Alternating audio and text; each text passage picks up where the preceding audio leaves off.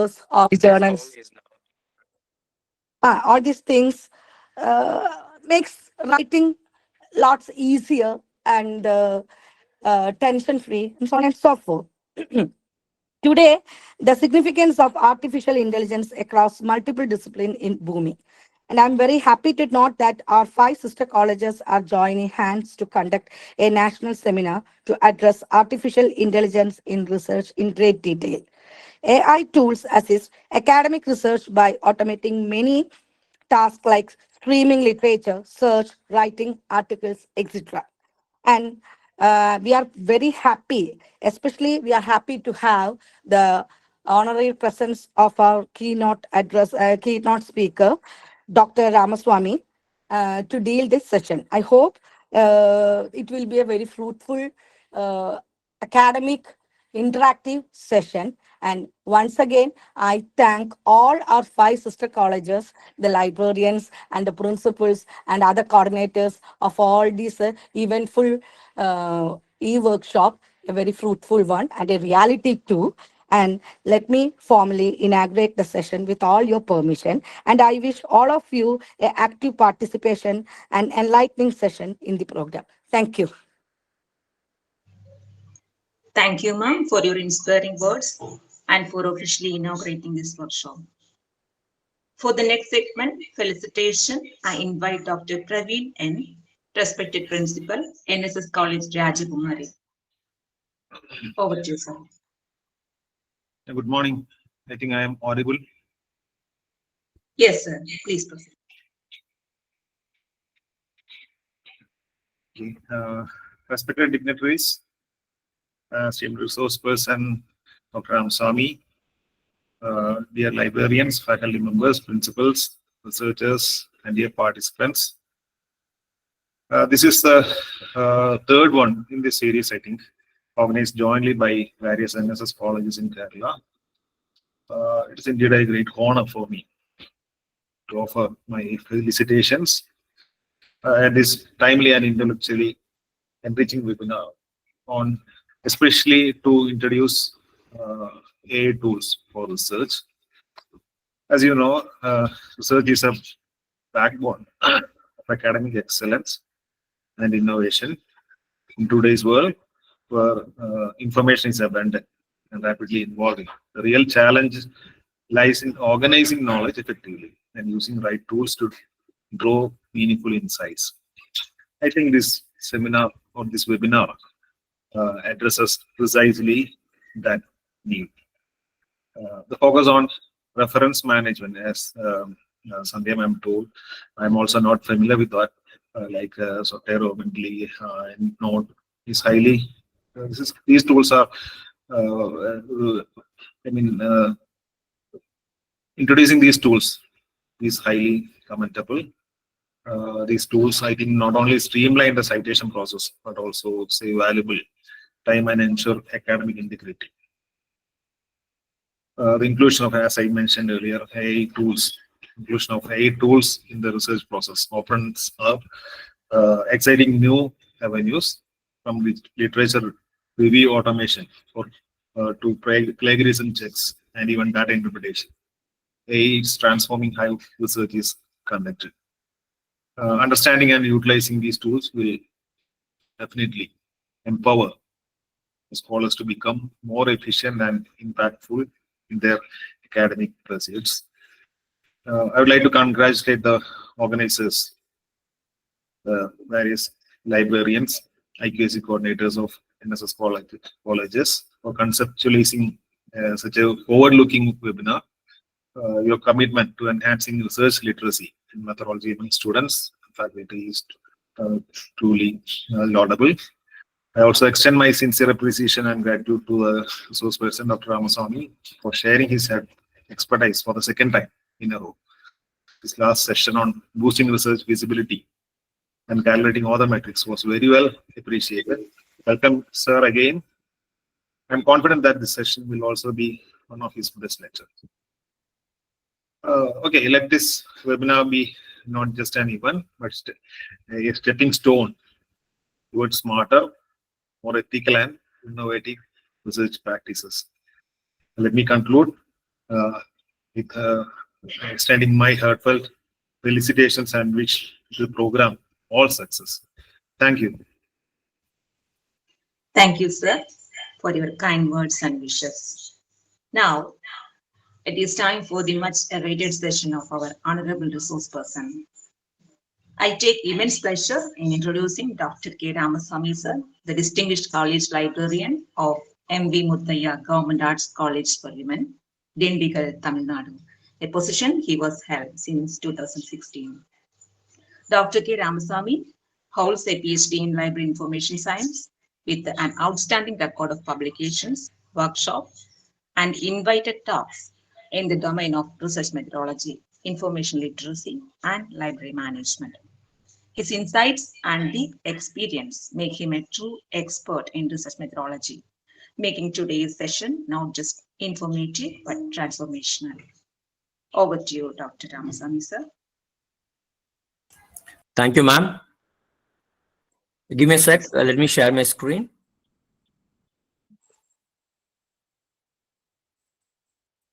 Noted, sir.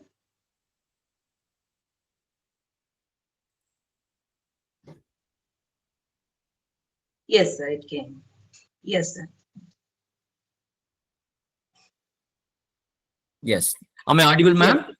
Yes, sir. Oh, Please. thank you for the confirmation. Research is to see what everybody else has seen and to think what nobody has thought.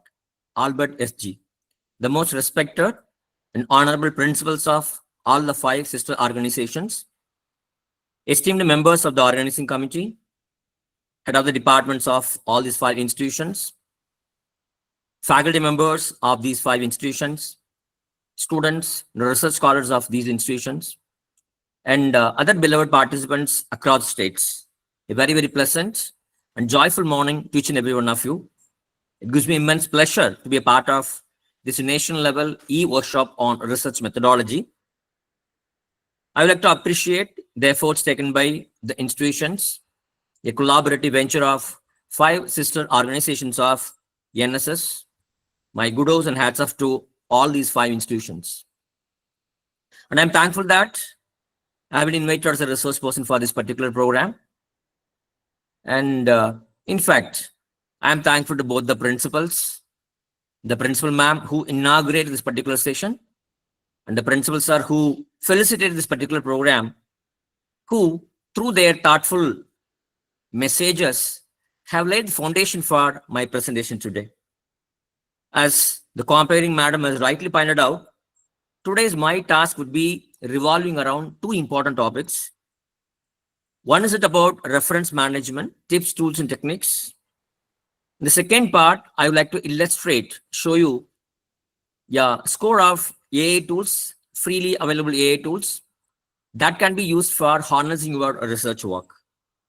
So first of all, let me begin with my first topic, reference management. Yes. So dear participants, we are all doing research, one other kind of research, thanks to our own personal interest, due to the expectations of our institution. When we go for NAAC accreditation or NB accreditation, or when our institution is ranked for many different ranking systems, maybe NARF or Queen's World Ranking. So research has become an important component that is being given due attention by all the higher education institutions. So put in very simple words, research is nothing but we are going to have a kind of systematic process. In the process, we collect some data and we analyze the data. And the way you collect data and the way you analyze data may differ from discipline to discipline, may differ from study to study. Either you can go for observation method, or you can collect data using questionnaires or schedules or Google Forms or checklists or unmediated data collection processes. So many different methods are being used by the researchers to collect the data. Sometimes you purely depend on secondary data. Whatever be the case, data is collected and the collected data is analyzed using a lot of tools, both statistical and non-statistical tools. And based on this analysis, we are either trying to create a new knowledge or we are going to bring a modification on addition and improvement and adaptation of already existing knowledge. That is what plainly your research is all about. But I don't mean hereby the term serendipity, which means accidental discoveries. The research can be anything. It can be a classwork being done by a student while the student is in UG or PG, or it can be a UG or PG project done by the students at the end of their coursework, maybe in their 6th semester or maybe in their 4th semester. Or it can be kind of a MPhil dissertation or PhD thesis, or it can be a postdoctoral research work, PDF. And maybe when you become the faculty members, we start publishing our research papers in different forms, including journal articles, book chapters, books, conference papers, and sometimes we get projects from various funding agencies, and by which we publish the results of our project in the form of a book or journal articles. So these are all part and parcel of research works. Good. But let us think about what are the components or parts of your research work. What are the kind of research you do? What may be the general components or structure of your research paper? If I ask anybody like that, you will start telling me, sir, first of all, we should write the title of the research paper, then author's name, then affiliation, then we should write the abstract, then keywords, then we should write introduction, then we should write review of literature, then objectives, then materials and methods, then data analysis, findings and discussions, suggestions, conclusion, list of references. So this is what normally we think about. But if anybody is asking me, what are the components of a research work, I should tell them, or I would tell them, there are only two components. One is what you write on your own and what you take from others. Very simple. Any research work will consist of only two components. There are certain components you do work, you think, you write on your own. There are certain components in your research work that you take from others. Others, I mean the researchers, those who have done research on similar fields of interest or same field of interest in the previous years. Fine. And you can ask a question, sir, if you say that we are going to take others' content and use it in our research work, what may be the probable areas where we are mostly using others' content? See, these are three prominent areas. To talk about introduction, see, you are doing a research on maybe telemarketing. So when you're writing the introduction, you need to define the term introduction, telemarketing. You need to tell the historical evolution of the concept of telemarketing, the features, pros and cons of telemarketing. So to write this background information of any topic, you need to depend on others' work, those who had done the pioneering work in those basic fields. And secondly, very importantly, review of literature. So it is insisted that you should do a minimum number of review literatures depending on the size of research work. PhD, they say around 100 plus. MPhil, PG, they say at least 30 to 40. It goes on like that. But I would say review of literature is a process wherein you are trying to find out what happened before. So what was the objectives of the studies done before? What kind of methodology was adopted by my previous researchers, my forefathers, my pioneers? What findings were formulated and given by them? And what were the suggestions they put forward? And what is the gap they left? Fine. So review of literature has got two purposes. One is it tells you what is a research gap. In fact, your research work is going to fulfill that research gap, the gap which was left by your previous researchers. Maybe your researcher may be a continuation of previous researchers, or it can be an upgraded level of previous research works. And secondly, a thoroughly done review of literature will help you learn a lot of things. So you will learn what are different methods of doing research, what statistical tools you can use for different kinds of data, different kinds of variables, on what occasion, what kinds of narration is required to interpret your data. You can learn a lot of things from review of literature. So to do review of literature, obviously and definitely, you depend on the works done by previous scholars. And third, importantly, so when you complete your research work, at the end of your research work, you got something called findings and discussion. Discussion is an important area in any social science research work, even in science works, where as a researcher, you're trying to find out what are the findings of my study and to what extent my findings are aligning with the findings of other studies, or to what extent my findings are moving away or my findings are contrasting with that of others. If my findings are contrasting with others' findings, so what may be the reason why my findings are different from others' findings? What made me to get this results while all others are getting some other results? So these are three main areas where we depend on others' work, we take the content from others' work, and we include them in your research work. Good, yes. For example, you take the case of introduction section where a particular author is writing an introduction about ovarian cancer. You can see here in many places, the author has fixed a seal. What kind of seal? The name of the author along with year of publication. Wherever this kind of seal is placed or fixed by the author, it means that all those materials, all those pieces of information are not the authors, but the authors have borrowed these ideas from various authors. See, for example, this particular sentence, it is the 8th cancer causing death worldwide. It is not the author's finding. It is the findings the author has taken, has borrowed from other research paper written by Taylor and Kirwan in 2009. So, whenever you take content from others, when you write in the introduction section, you give proper acknowledgement to the sources from where you have borrowed the ideas. How do you express this acknowledgement? You are affixing a label.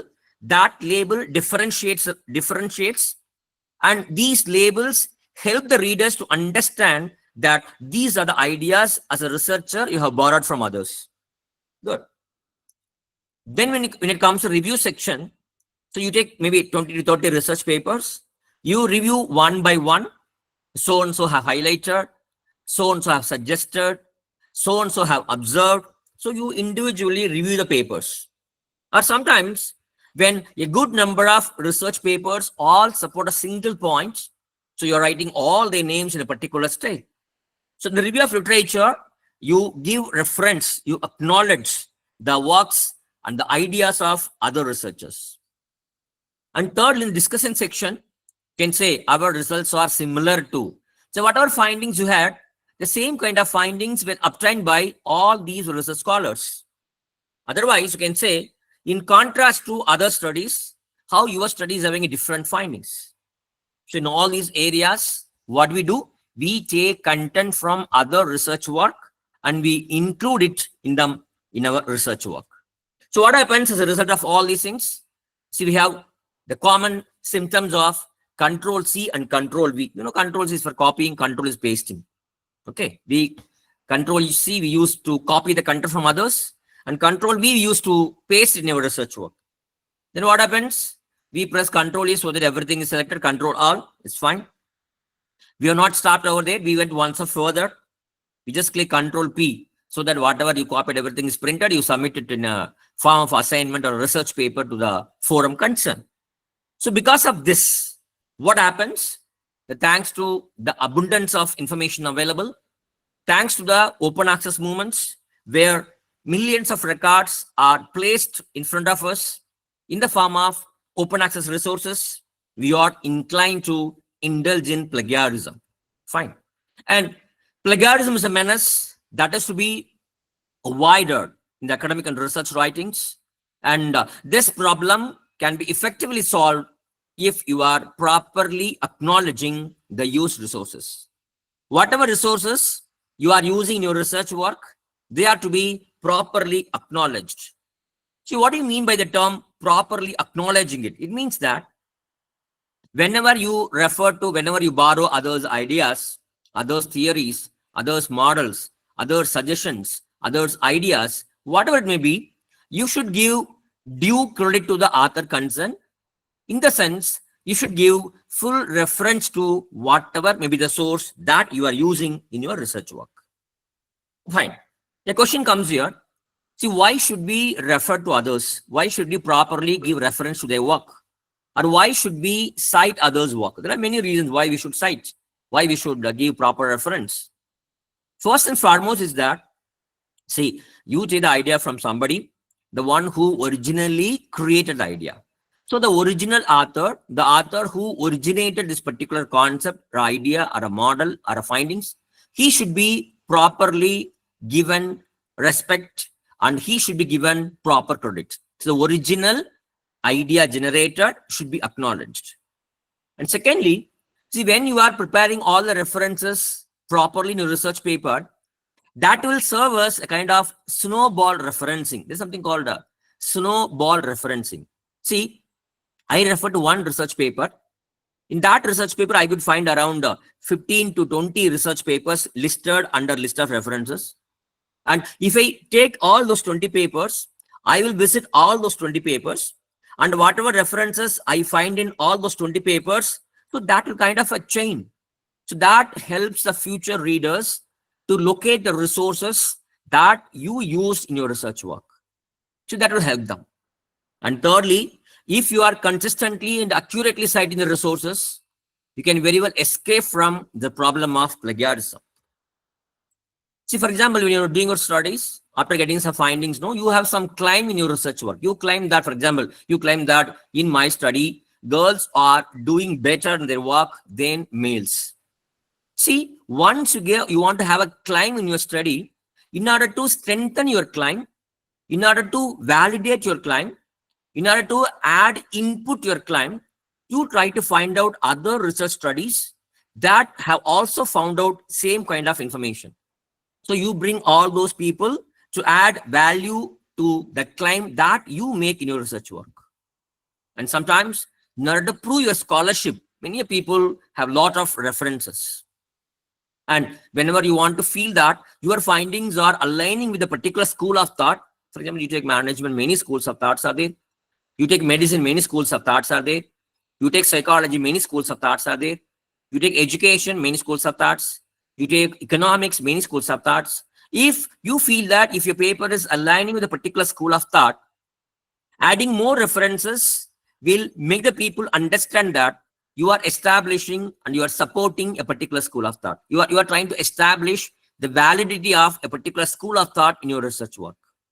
And finally, when you are taking the content from others, it is our moral responsibility to respect the fellow academicians, the fellow researchers, those who have done a serious research and published the papers. So because of all these reasons, we have to give proper reference to the research papers. Okay, fine. So we have understood what a reference, and now we need to understand what kind of information that you borrow from others should be given proper reference, what kind of information need not be acknowledged, and how we have to give reference to all these resources. Good. See, basically, in academic writing, we say there are three different methods of referencing. Basically, one is called author date system, called in-text citation system. And second method is numeric system. And third one is footnote system. You can follow any one of these systems. Maybe it depends on your institution. It depends on the journal to which you are going to publish your papers into your paper. Or it depends on the institution policy. Or it depends on the university where you are doing a PhD. It depends on that. You follow any one of these three methods. So these three methods are employed by the researchers to affix a label, in the place where they are adding the content of others. So for example, you take content from others' research work. In your research paper, maybe the 4th page, the 3rd paragraph, you need to include 3 or 4 lines of ideas that you have borrowed from maybe Rajeshwari ma'am. So in your research paper, 4th page, 3rd paragraph, after including those 4 sentences you're taken from Rajeshwari madam's paper, you have to fix a label. That label can be either author date system, or it can be numeric system, or it can be footnote system. So that label makes the distinction between your content and the content that you have taken from others. Is it over? No, it's not over. See, once you have affixed the label in the place where you have included others' content, at the end of your research work, maybe you give a heading like references or work cited or bibliography, whatever you give. And you have to give full particulars about the labels that you affix the different parts of the research work. Maybe if it is a journal article, you need to give the name of the author, year of publication, name of the research paper, journal name, volume number, issue number, page number, DOI or URL if available. So the entire bibliographical particulars of a research paper or a resource that you used, that you affixed as label in different parts of a research paper, need to be listed in a proper order under these headings. See, many a times we have question why it is called work cited or references or bibliography. See, one point is that it depends on the style that you follow.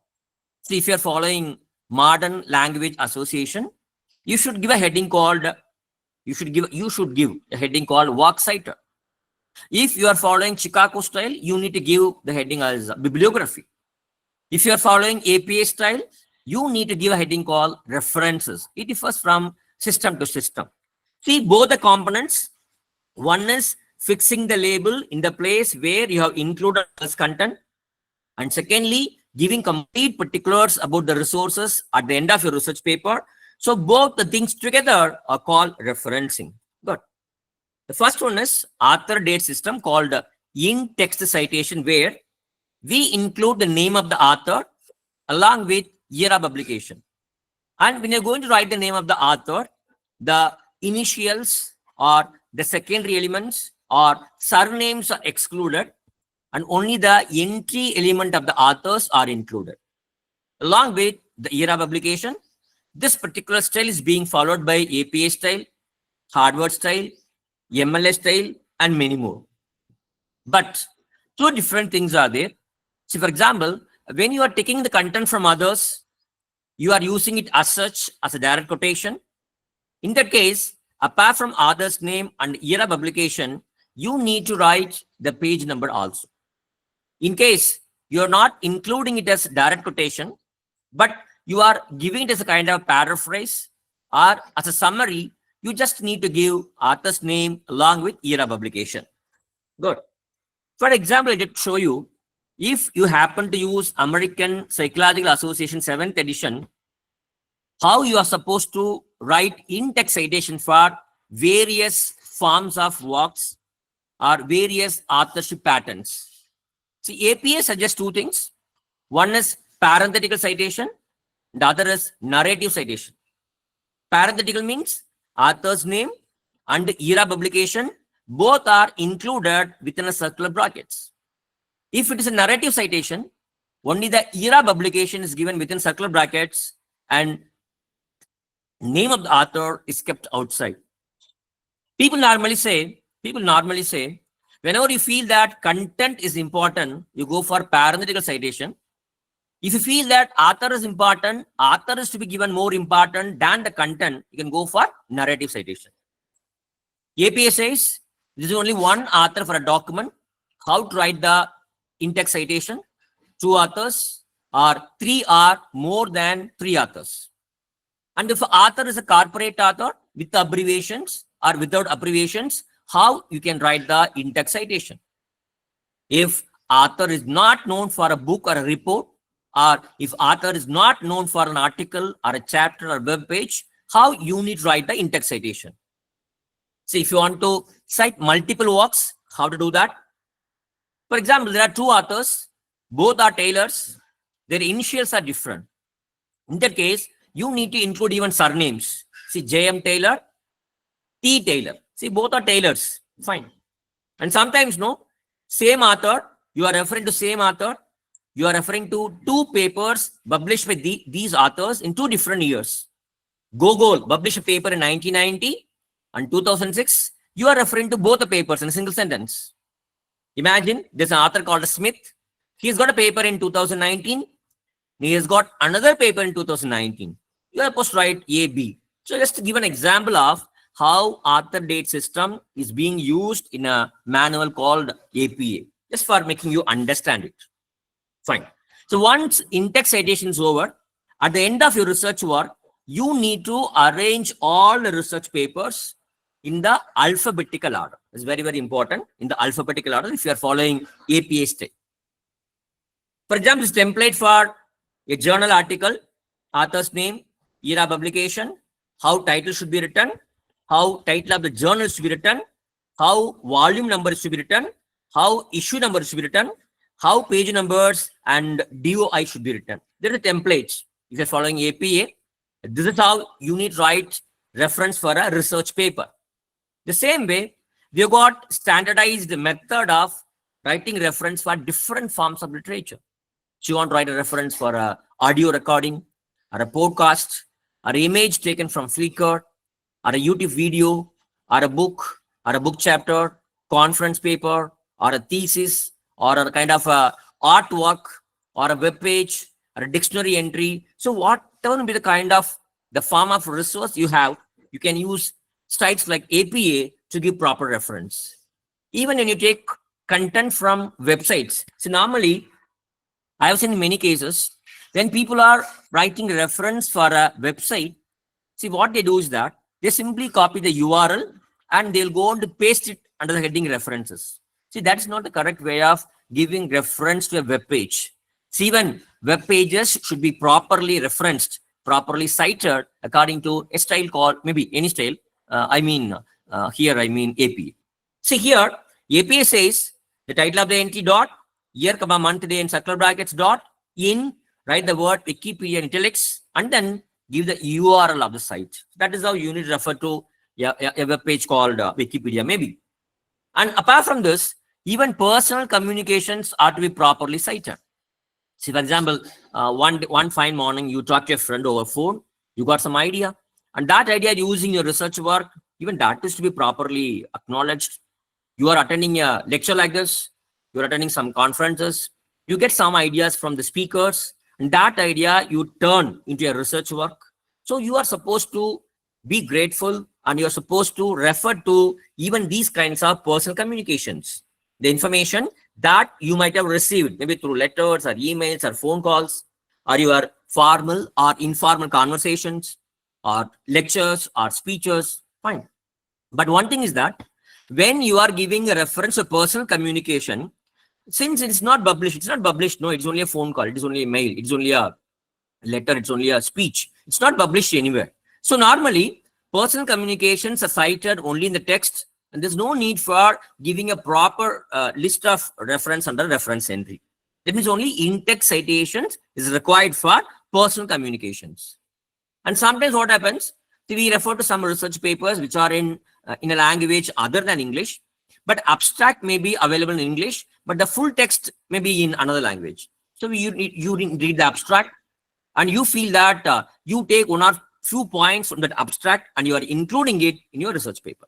So in that case, what you can do is that after writing the name of the research work in the original language, within the square bracket, you can include the English translation of that research work if it is known to you. Fine. Even that is also possible. So the first method called author date system, where you are writing the name of the author along with date of publication as a label. Then at the end of the research paper, you are listing all the reference in the alphabetical order. That's the first method. Second method is called numbered referencing style, where after placing the content borrowed from others in your research work, either you use numbers in circle brackets or you use numbers in superscript form to denote that this is information which I have taken from others.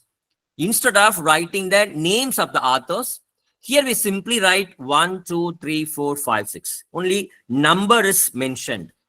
Since only number is mentioned, at the end of your research paper, when you are going to arrange all the references are to be arranged in the order in which they were noted in the text. If Ramasami's paper is mentioned as number 1, here you write 1 and you write Ramasami's full particulars. If number 2 refers to Rajeshwari Madam's paper, then in the list of references, you put number 2 and you write Rajeshwari Madam's full particulars. The same order. That's called numbering system. The third one is footnote style.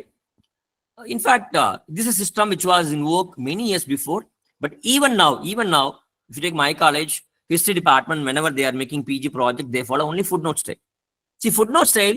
See, for example, in your research, 4th page, same 3rd paragraph, you copied somebody from Rajesh Madam's.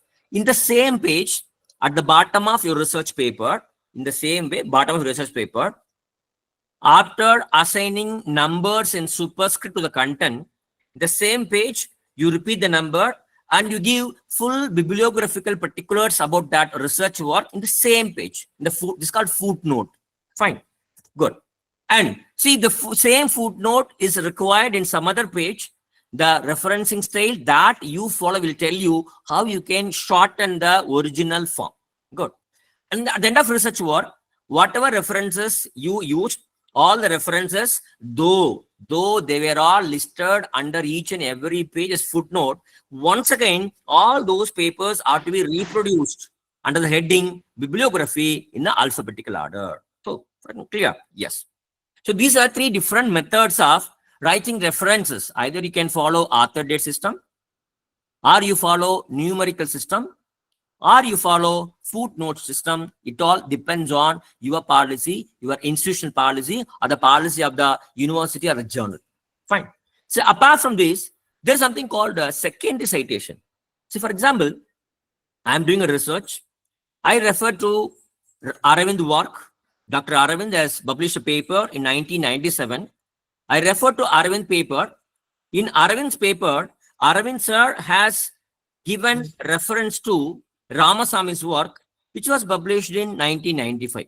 Okay. So I feel it is relevant to me. So I was looking for Ramasami's research paper, which was published in 1995. I was not able to get his paper. But I feel that I have to refer to this particular content and I should include it in my research paper. So what you can do is that, though you have not actually read the original paper of Ramasamy, you have referred to Aravind paper, which includes the content taken from Ramasamy's work. You can refer to it as secondary citation. The citation goes this way. Results from Ramasamy study, 1995, cited in Aravind, 1997. Fine. That is how you need to give in-text citation. In the list of reference, you can give full bibliographical particulars about Dr. S. Aravind. Good. That's called secondary citation. Here's an example for secondary citation. How it can be rendered as a parenthetical citation and how it can be rendered as a narrative citation. But people say, please stop with secondary citation, go for tertiary citations. Okay, good. And sometimes what happens, no? So there's a similar point. For example, we say that in a particular climate, so-and-so crop does so well. This is one common findings. If these findings are revealed by many authors, you can refer to more than one research paper at a time.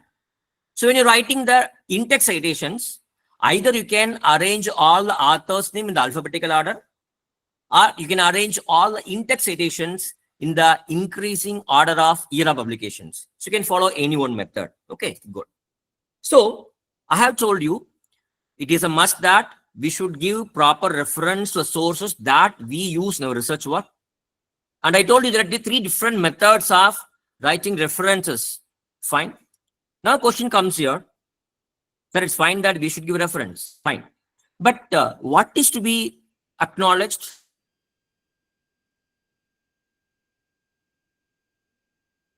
For which you should give proper reference. The first one is direct quotation. So whenever you take some content from others' research work as such, without adding anything, without modifying anything, as such, you are reproducing it in your research work. That is called direct quotations. Good. This direct quotation is to be acknowledged. The direct quotations can be written in 2 different styles. If you have a direct quotation, which has got only 4 lines or around 40 words, you can include it as a part and parcel of the paragraph. I'll just show you. This is a short direct quotation. This quotation is included within the paragraph where we write name of the author, year of publication, along with the page number. They are short quotations, direct quotations. If the quotation goes beyond 4 lines or it goes beyond 40 words, then people say you should give the quotation as a intended way. It's called intended way. That means you are introducing the quotation. The quotation is giving here without any quotation marks. If you see the previous case, we have placed quotation marks in between the quotes. But in the case of long quotations, longer quotations, quotation marks are not used. Instead, the entire quotation is given as a intended. That means few characters away from the original starting positions. At the end of your intended long quotations, you will give the name of the author, year of publication, and the page number. And you give a small conclusion that links your content with a direct quotation that you're taken from others. There is an introduction. There is a longer quotations. Then this is a place where you are tying, how you are tying your requirement, your content to the quotation that you're taken from others. So these three components will form the part and parcel of longer quotations. So if you have taken content from others as such, it is to be properly acknowledged as a direct quotation.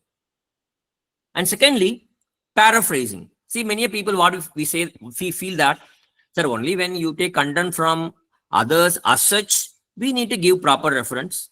But I am taking the content from others, I am reading, I am understanding, then I am trying to write it in my own style, my own language. Is it to be still acknowledged?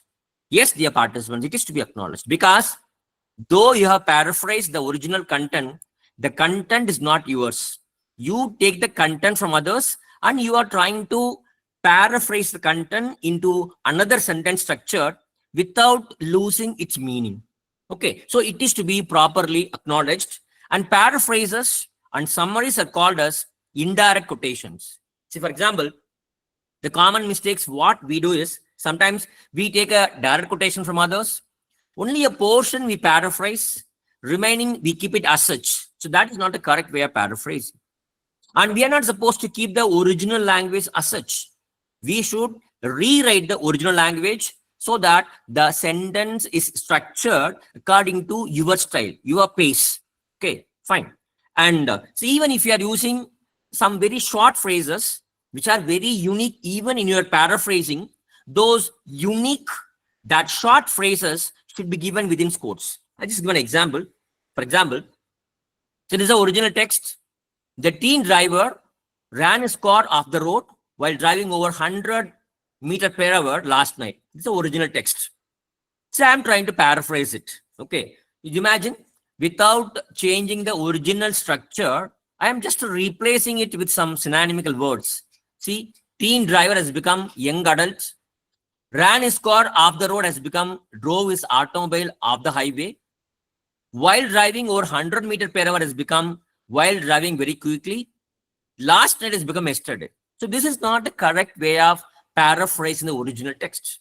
I mean, original text is to be paraphrased in your own style. You see here, the previous day, young driver lost control while driving his vehicle at a high speed. Apart from this, I have included the name of the author along with year of publication. So this is a correct way of paraphrasing the text. Okay, so whenever you are paraphrasing, paraphrasers are to be properly acknowledged. And thirdly, you take a research paper. A research paper may go for around 10 pages. You read the entire paper. You prepare a small summary of the research paper. And that summary you are including in the review of literature or any other section. So whenever you are including a summary of a research paper, a research report, or even a book, those summaries also should be properly acknowledged. And fourthly, see what we do. We go and search for information. We take some data from a table or a graph or a figure or a diagram that are found in other research works. So when you are taking either images or when you're taking some data from all these tables and graphs and figures, even they are to be properly acknowledged. And as I told you, even the personal communications or the ideas that you get while you are indulging in verbal discussion with others, though they are not officially published, so they're all to be properly acknowledged. So dear participants, so direct quotations, you're copying as such to be acknowledged. You are paraphrasing, that is to be acknowledged. You are summarizing and using it, that is to be acknowledged. You take content from some images or graphs or pictures, that is to be acknowledged. You get some content from some very, very formal or informal conversations, informal communications, that is to be acknowledged. See, all these things are to be acknowledged. Then what else need not be acknowledged? See, there are three things which need not be acknowledged in your research work. One is your own ideas, your own arguments, whatever theories you create out of your research work, whatever images you create for your research work, whatever diagrams you draw in your research work, whatever graphs you generate for your data, and whatever results you have for your research work, whatever suggestions you provide on your own. So they're all your own. You need not acknowledge all those things. And secondly, common knowledge. So there are certain piece of information, they are common, everybody knows it. So they need not be given any acknowledgement. And there are some facts. If you refer to the basic reference books like dictionaries, encyclopedias, yearbooks, handbooks, there are some facts. We won't dispute those facts. So those facts need not be acknowledged. See, for example, we say the sun rises in the east. Drinking water is good in summer. World War I began in 1914. So-and-so is the prime minister of so-and-so country. So-and-so incident took place 1 week before. So these are the very basic common knowledge aspects. So you need not find any reference for all these common knowledge aspects. And similarly, if you are going to use some very, very familiar proverbs, like you can't judge a book by its cover, or you're trying to use some well-known quotations like we shall overcome, or very, very popular sayings like the early gets the worm. So these are the few things you need not acknowledge. But please remember, when your common knowledge becomes very specific, when the fact becomes very specific, that specificity should be properly acknowledged. So for example, when you say drinking water is good in summer, this sentence need not be acknowledged. You don't give any reference for this particular sentence. But if you say drinking 2.5 liters of water in summer is important, if you say this kind of sentence, more specific. So this requires the person who authenticated this 2.5 liters. So you need to give reference to this particular statement. Good.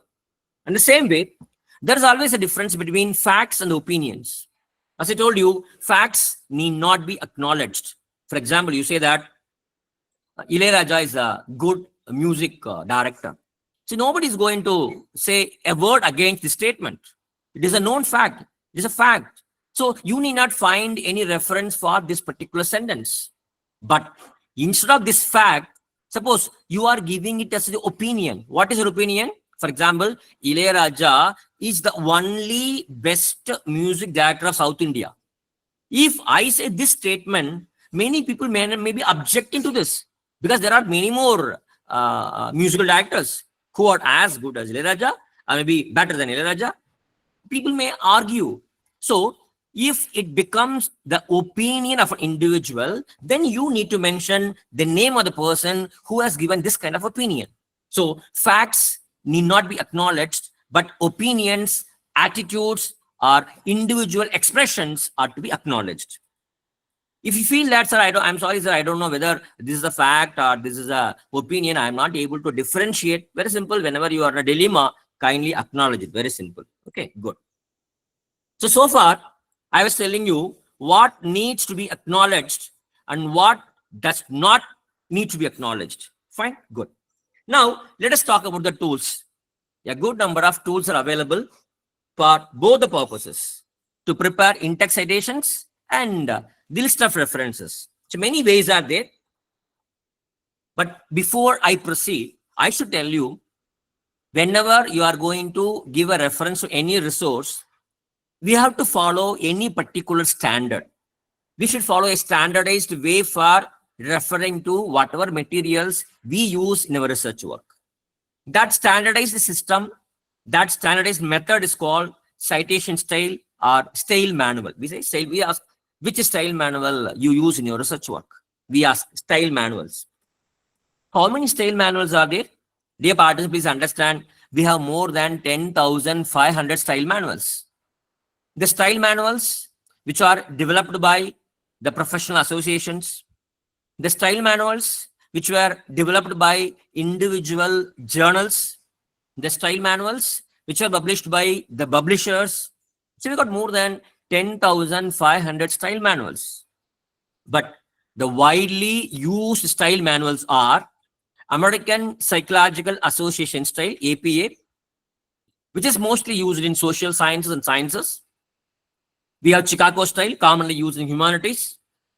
We have MLA style, Modern Language Association, which is used in English and humanities. Apart from that, we got a lot of other standards like IEEE style, we have Nature style, we have Vancouver style, we have Throbian style, we have ISO style, and many more styles are there. Good.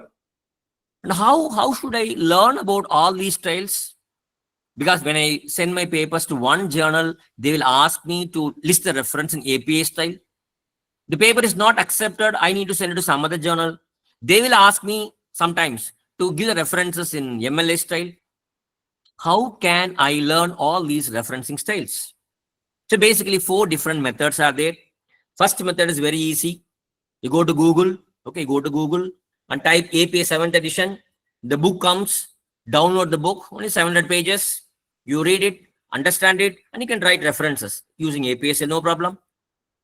Then MLA says go to Google, type MLA style manual. You get 7th edition free of cost, some 300 plus pages, download, read, and you can use MLA, no problem. Or if you want MLA 9th edition, go to archive.org. The full text is available, download, read, and you can use MLA. You want Chicago manual, go to Google, type, download the document, read, understand, and use Chicago. This is one way of writing references. And second method is using MS Word. See, every one of us almost we are using MS Word. Maybe some of us may be using OpenOffice or LibreOffice. But if you're using MS Word, in MS Word, there's an option called references. There's a menu item called references. Using this particular menu item, you can generate both in-text citation and list of references in selective styles. So if you go to these earlier versions, they provide only 4 or 5 style manuals. If you are using the latest version of MS Office, you will see the latest version of style manuals, and they provide more number of style manual options. So using MS Word also, you can write references. Dear participants, kindly mute your audio, please. Thank you. Yes, sir. And thirdly, we have got a very good number of free online citation generators or bibliography generators. A lot of tools are there, which may not require your Gmail account and all. Just go, generate the references and come out. So for example, easybib.com is a site you can use. bibme.org you can use. Citationmachine.net you can use. Dear participant, kindly mute your audio, please.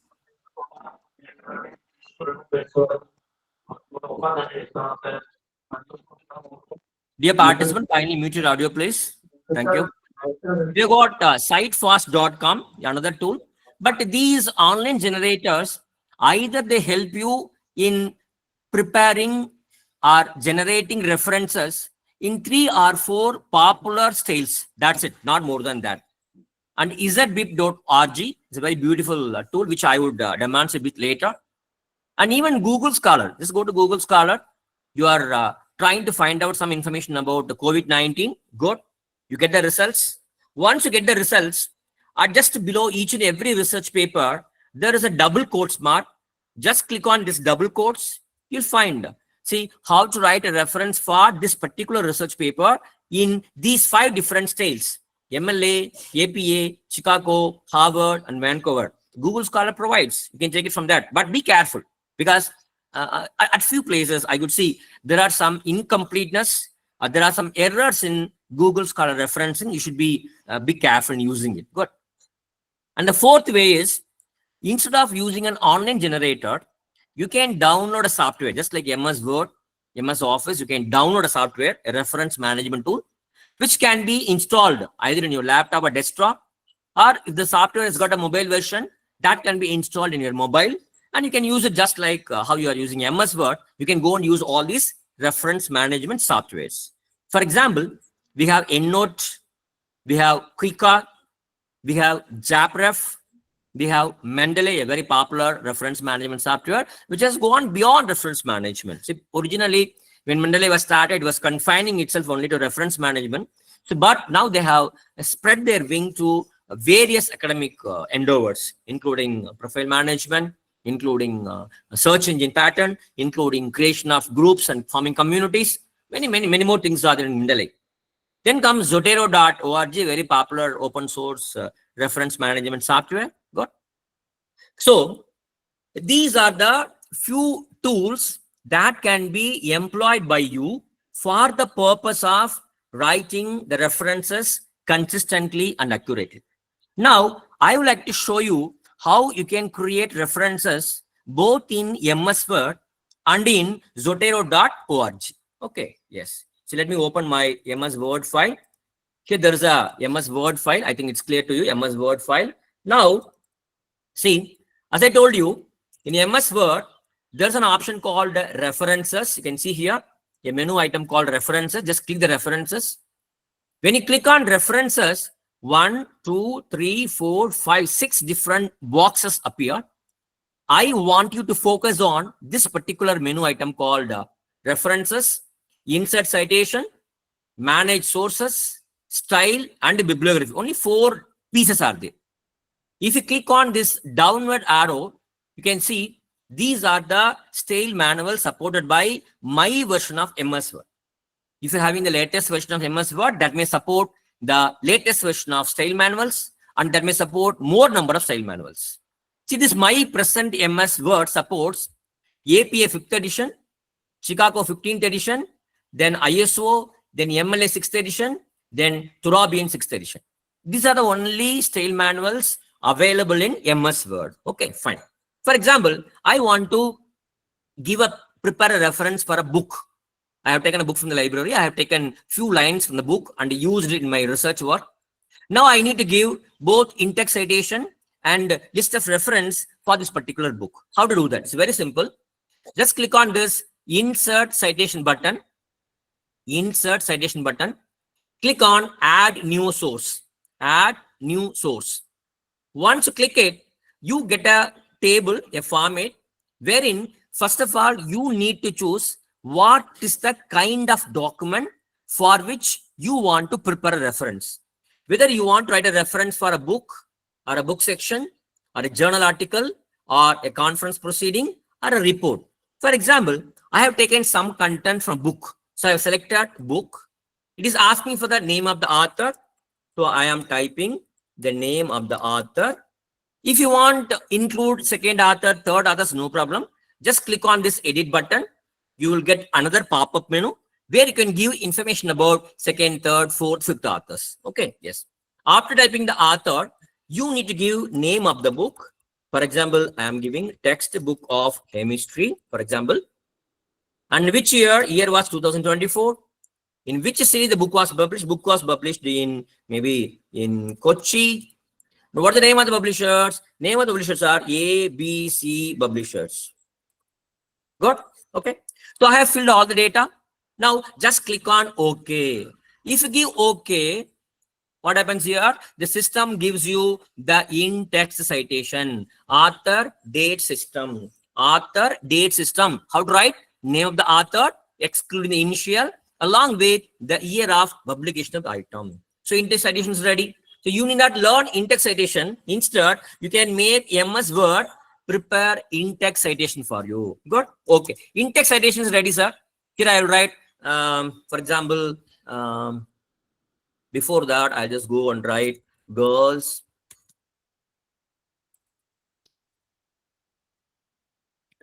are doing better in NEET exams. Okay. This is my sentence. And where from did I get this finding? From the study of Ramasamy. So this is called parenthetical citation, where both author's name and year of publication are given within circular brackets. Okay.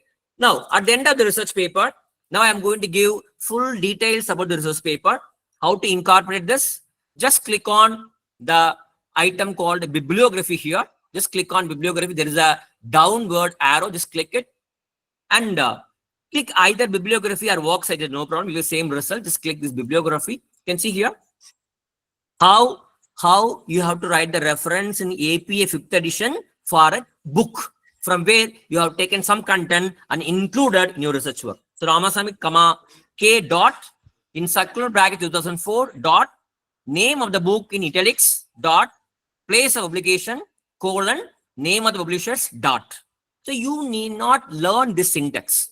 If you are using MS Word will create automatically and give it to you. But please understand, this is the 5th edition of APA. If you are going for 7th edition, now Kochi will not appear. There's a change in the editions. So it depends on what edition you are using. So my MS Word supports APA 5th edition. Suppose you have created the entry in APA style. Now your authors, your research supervisor says that the same references are to be set in MLA style. It's very simple. Just go to style and click on MLA 6th edition. And then you can see here automatically it is changed. Ramasamy, K dot. Here has been placed as the last entry and the name of the book is underlined.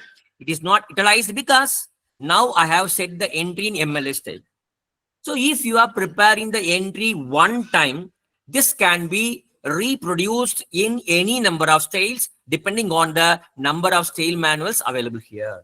So what I want to say is that even MS Word, we can tell our children, those who are in UG, those who are in PG, those who are preparing some projects, we can ask them to make use of MS Word in preparing both in-text citation and the list of references. Am I clear? Yes, that's about MS Word, a simple tool which you can use actually.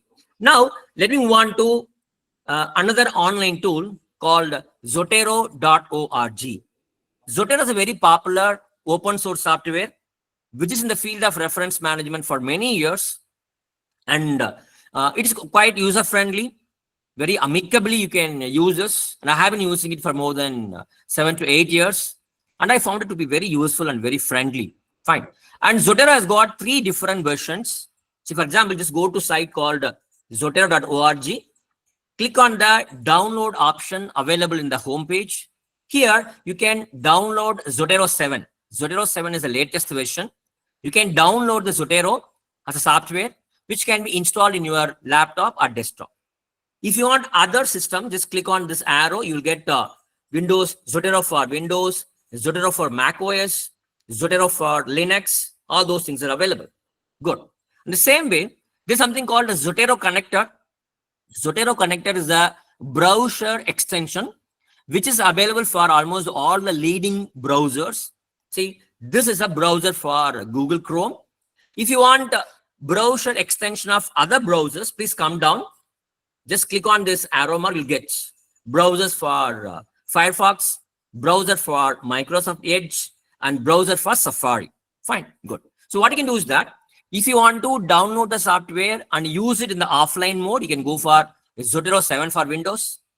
If you are using online Zotero or offline Zotero, you want to automatically capture the information from online resources, you can kindly install this Chrome connector.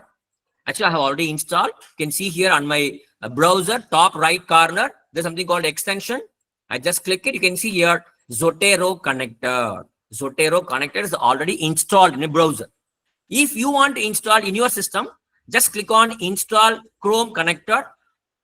You'll be taken to the Chrome store where there is a button called add to Chrome. Just click on this add to Chrome and this Zotero connector will be added to your browser extension. Okay, good. Now, what I have done, I have installed the software. It is available in my system. And I have installed Zotero connector for Chrome browser. Fine. Now I'd like to show you how you can use Zotero in the online version form. You need to log into Zotero. Just click on this login button. You have to, if you're having a Gmail account, you can just use it to log in. They will send you an activation link to your mail ID. You activate it so that your Zotero account is created. So I got my username, my password, I am logging to Zotero reference management software. So I have logged in. K. Ramasamy 1975 is my username. Many options are there. Web library, groups, documentation, forums, and get involved. My intention of today's class is to show you how you can gather and prepare references. So I just click on web library. So this is my Zotero library. You may wonder, so many items are here. Actually, I told you that Zotero 7 for Windows can be downloaded and it can be installed in your system. Once you install Zotero in your laptop or desktop, what you can do is that whatever account you create in Zotero.org, this can be synced into your Zotero desktop software. Synchronization, syncing is possible. Once the data is synced, whatever library, reference library you have in your desktop can be accessed in the online library.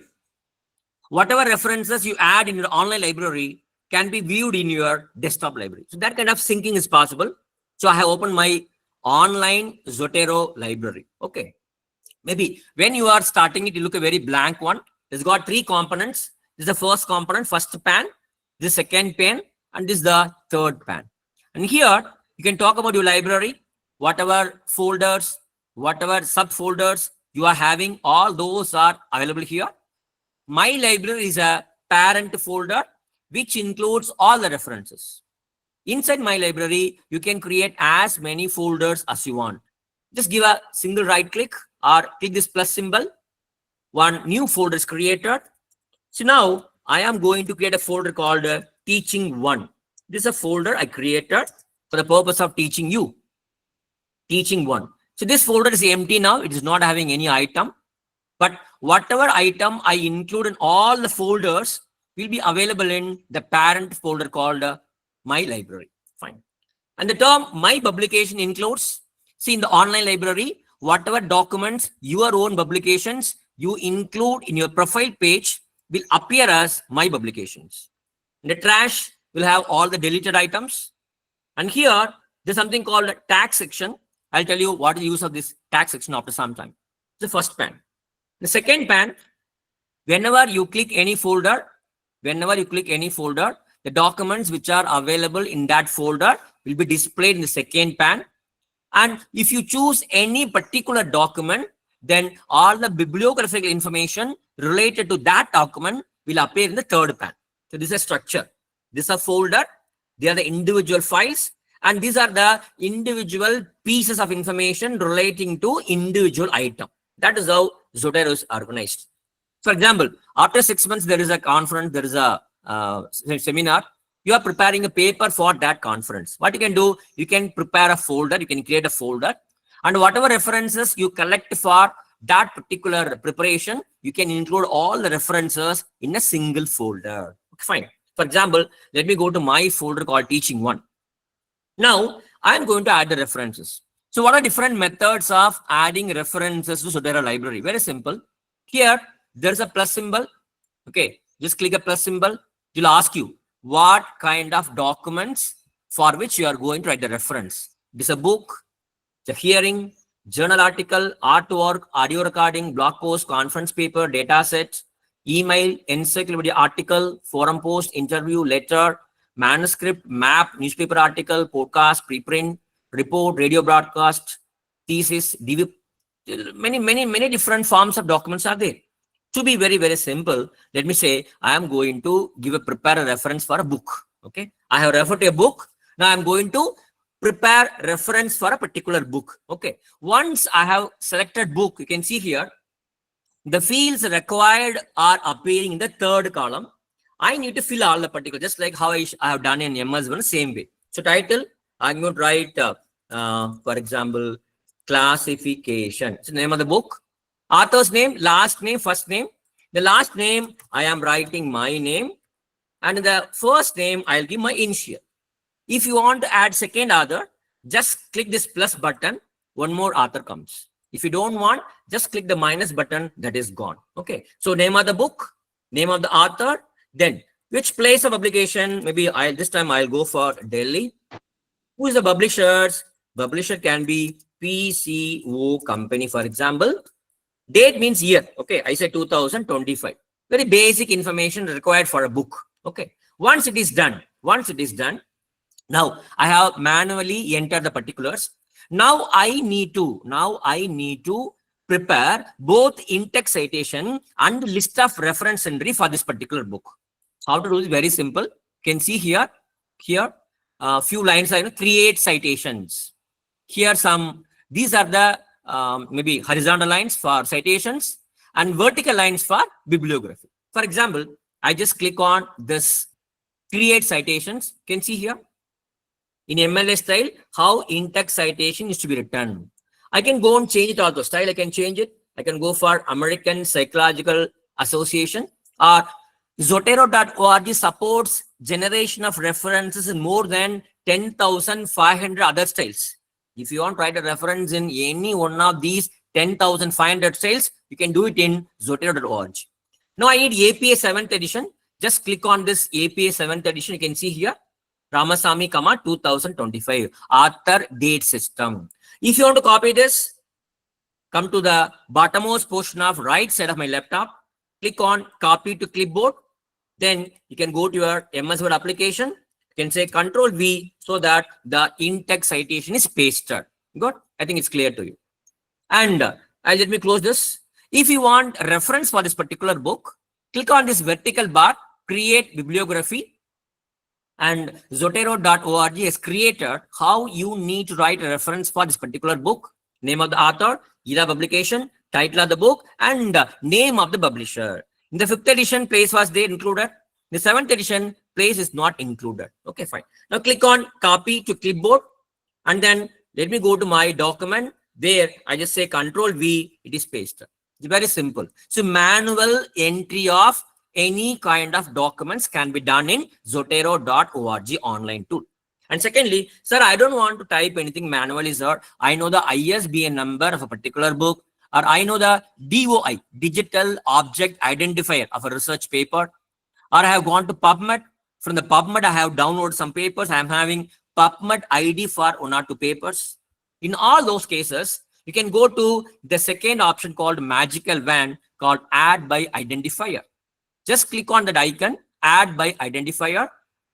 You can add either URL or ISBN or DOI or PubMed ID or Archive ID. Anything can be included. For example, for the sake of practice, I got one book, Atomic Habits by James Clear. I'm copying the ISBN number and I'm pasting it in the space available here. Then I click enter. So what happens here? I am not going to manually type any of the particulars. The Zotero.org has brought all the details about this book into Zotero library, which is done automatically. You can go over it. Okay, that's a case of ISBN number. And similarly, let me show you, there is a DOI of a research paper, which I have taken randomly from website. I copy the DOI.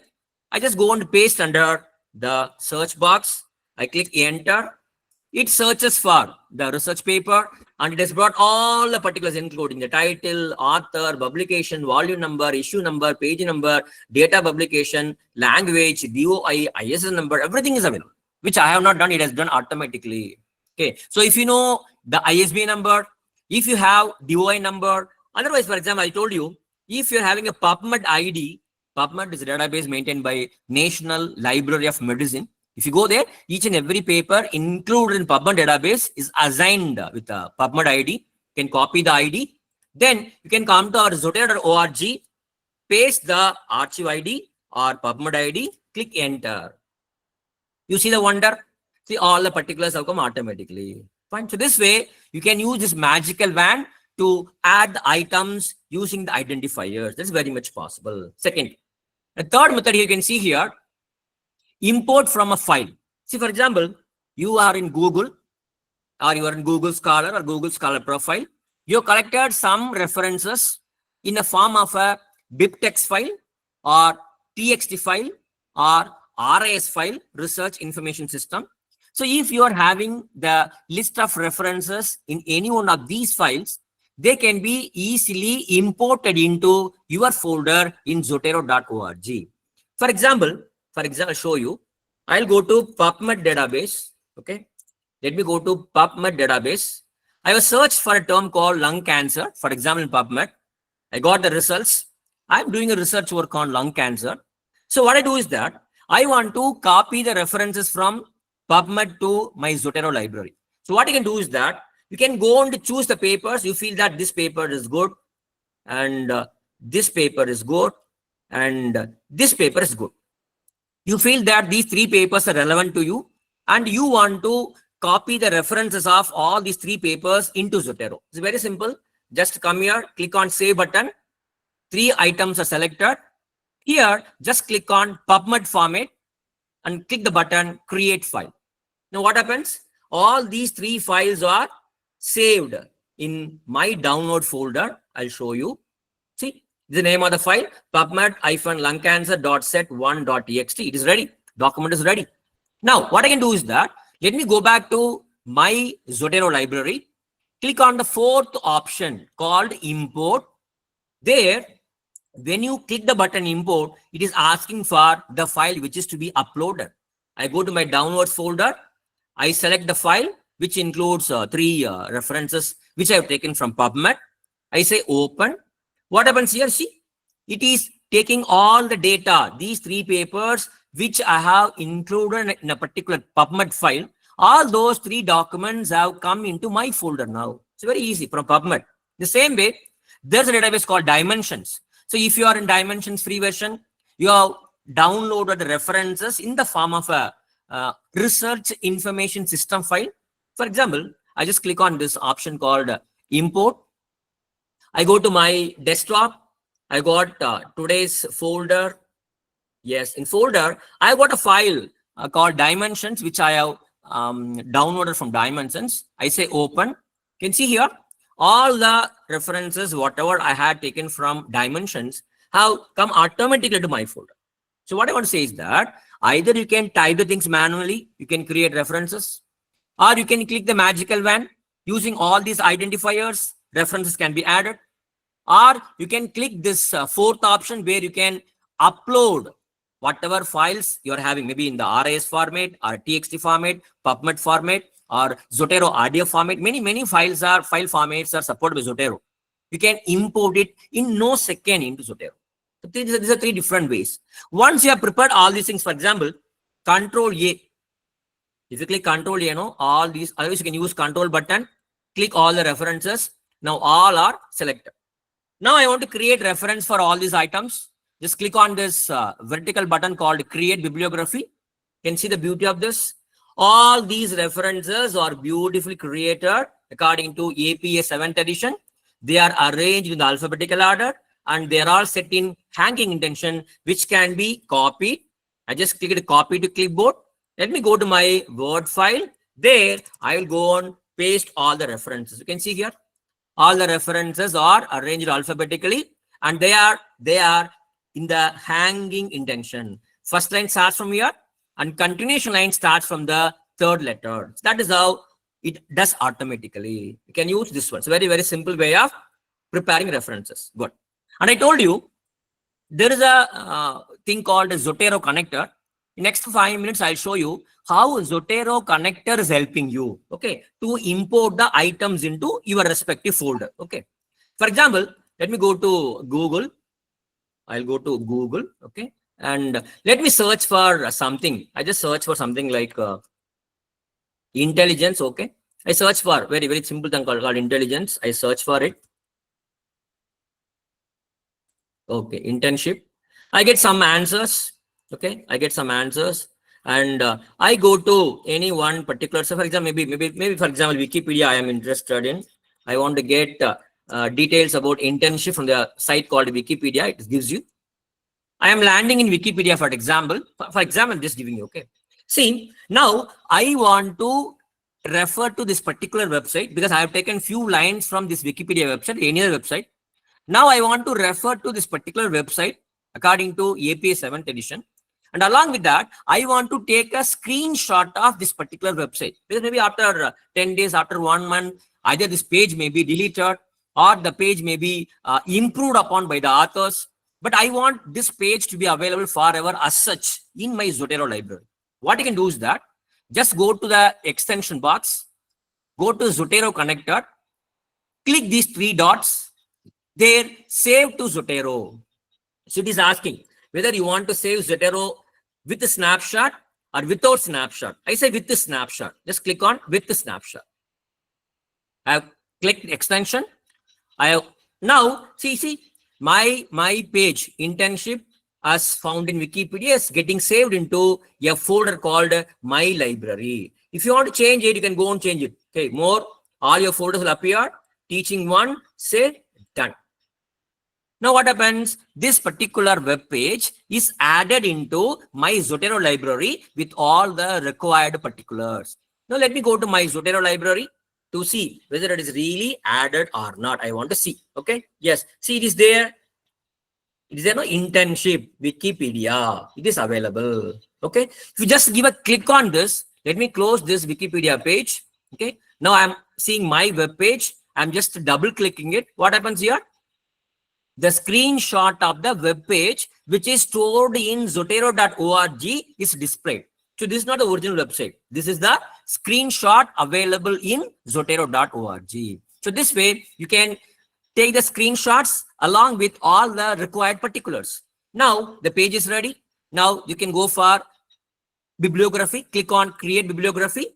You can see here how you need to write reference for this particular Wikipedia page according to APA 7th edition. Just copy it, very simple. Okay, this is one method, one use of Zotero connector. And secondly, see, for example, I am going to Google Scholar. You know, Google Scholar, a search engine, a scholarly search engine, which provides results, academic articles results. I'm searching for a particular concept called intellectual disability. I am doing research on intellectual disability. So I get a lot of research papers as a result at Google Scholar. Imagine if the bibliographical particulars of all these items are automatically taken to zotero.org, how nice it would be. You can do that using Zotero connector. Just click on this extension item, go for Zotero connector, click on these three dots. Here, click on Save to Zotero. It is asking Save to Zotero Google Scholar. Yes, click on this first option, Save to Zotero Google Scholar. Then the Google Scholar, whatever results have given, all those results are now available in the box called Zotero Item Selector. If you want all items to be automatically imported into Google, your Zotero, just click on Select All. Or if you want only very, for example, I want this paper, intellectual disability, I want this paper, I want this paper, I want this paper. I want only these 4 papers. I don't want other papers. I want only these 4 papers which are available as a results of my Google Scholar research to be imported into my zotero.org. Just click on OK. See the beauty here? Whatever papers I have selected, all those papers, their bibliographical details will be automatically included into my folder called Teaching 1. Paper 1, Paper 2, Paper 3, Paper 4. Fine. So 4 are there. All the 4 papers are included. Let me go to my zotero.org. I will see whether they are included into my paper or not. You can see here, learning.1. Are they available here? Yes. Intellectual disability, you can see here, intellectual disability, intellectual disability, intellectual disability. Okay, all those papers have come. So Zotero connector can be used effectively. Even if you are watching a YouTube video, just click on Zotero connector. You can bring all the information about that YouTube video into your Zotero.org.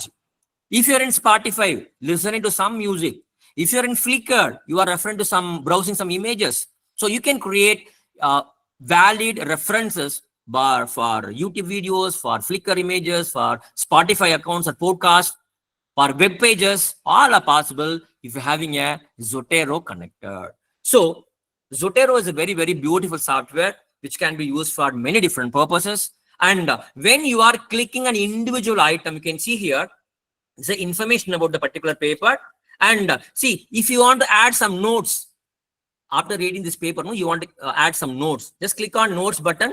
You can go and type the notes. This paper is good. This paper is good for review section. This paper is good for discussion section. You can add some notes or tag. you can add tag. You can assign tag for each and every paper. Say, for example, you are doing a PhD.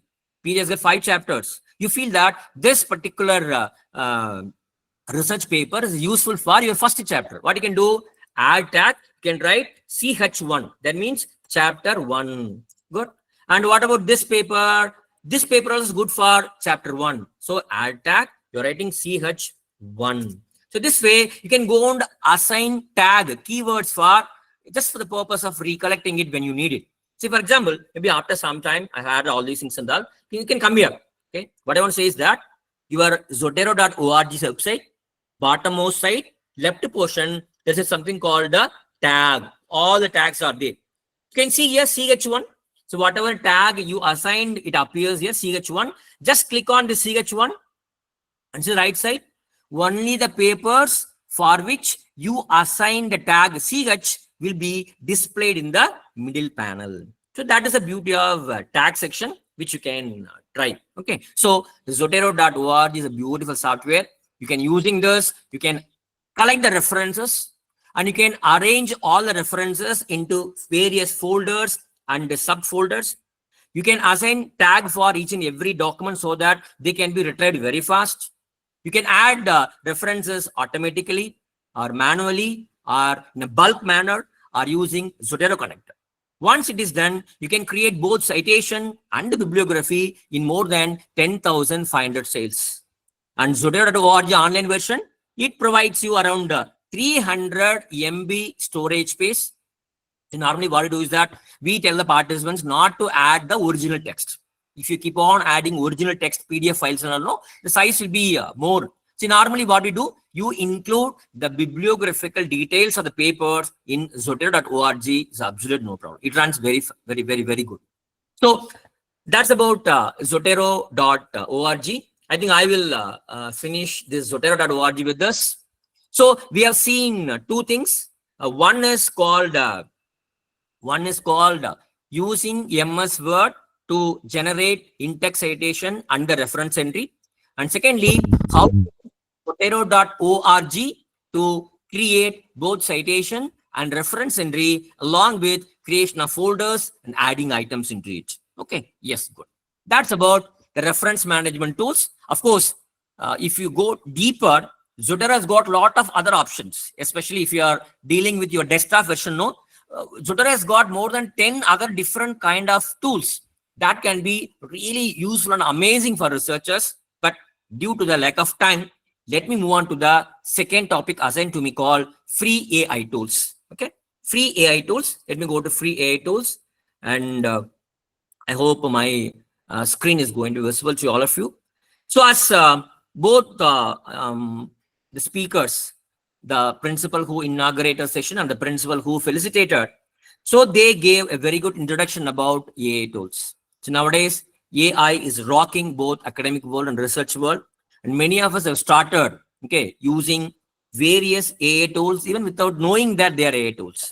Okay, even if you go to Google, you type for something.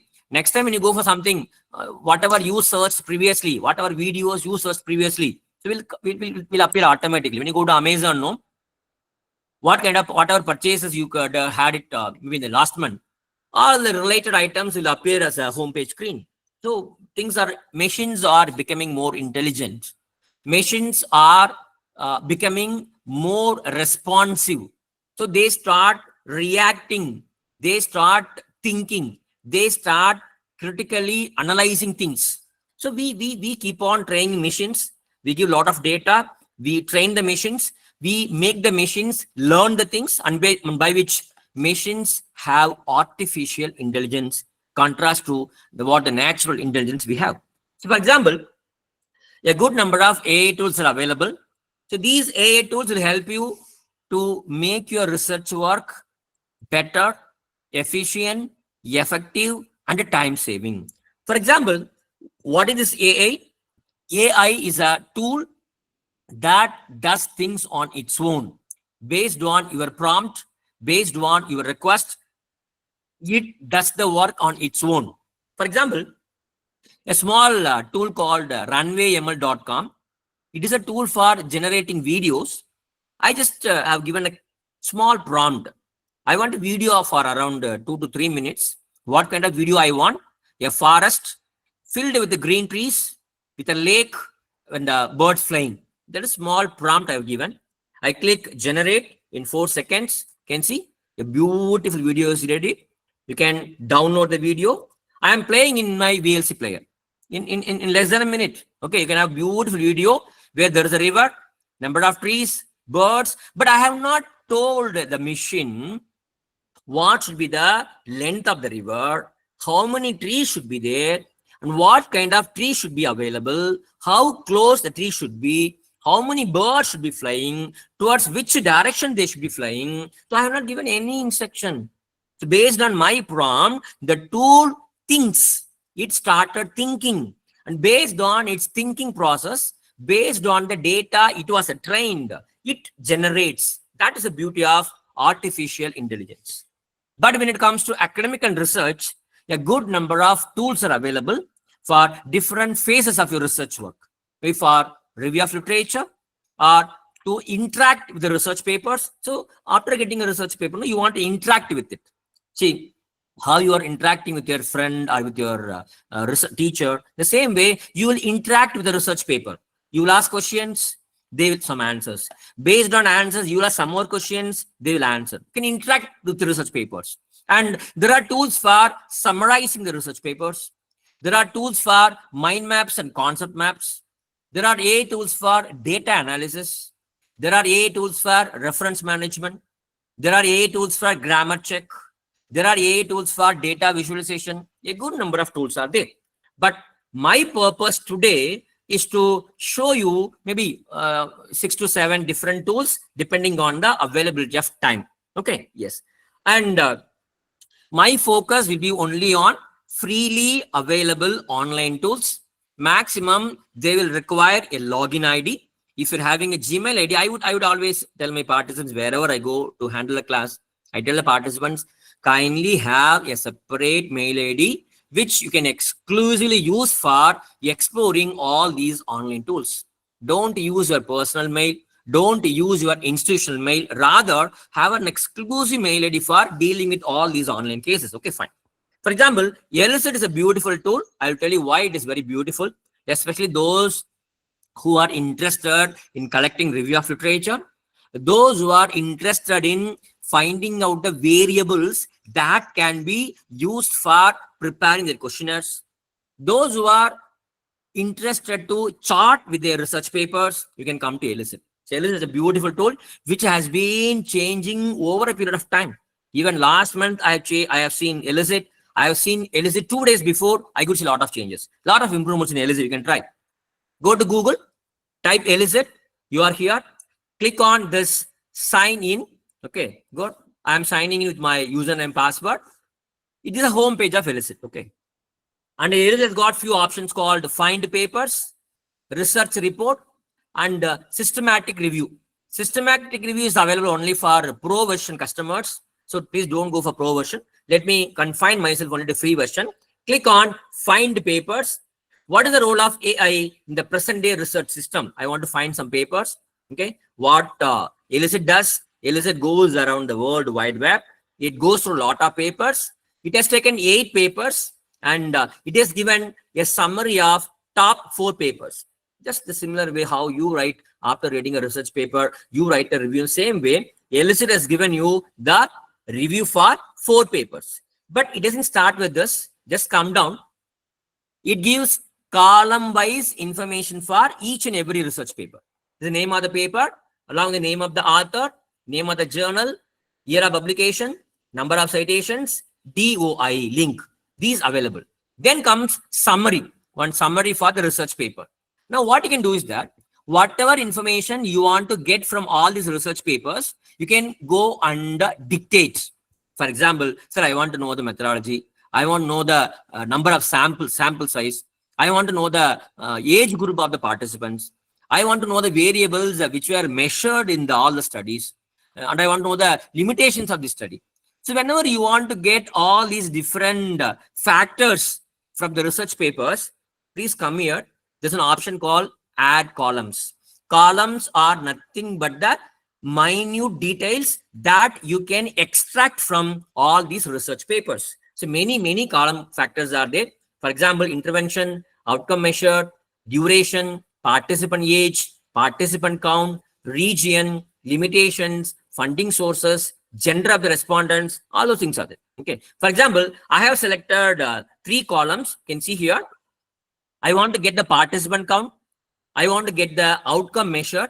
I want to get the limitations of all the 8 research papers. Just click it, say, you can see here, paper, summary, participant count, outcome measure, limitation. So whatever exact details you require, Elicit will provide them in a tabular column. Good. Actually, previously, maybe I think 2 to 3 months before, I believe, I was able to download this table as a CSV file. But when I tried 2 days before, they told that it is only meant for the pro users. So what you can do is that you can use your mouse, you can copy, select the text, you can paste it. Okay, fine. And there are some filters also. So I want only those papers which are having a full text PDF. You give a review of only those full text papers, it goes. Otherwise, sir, I want only papers published during 2022 and 23, it will do it. If you want only review papers, it does it.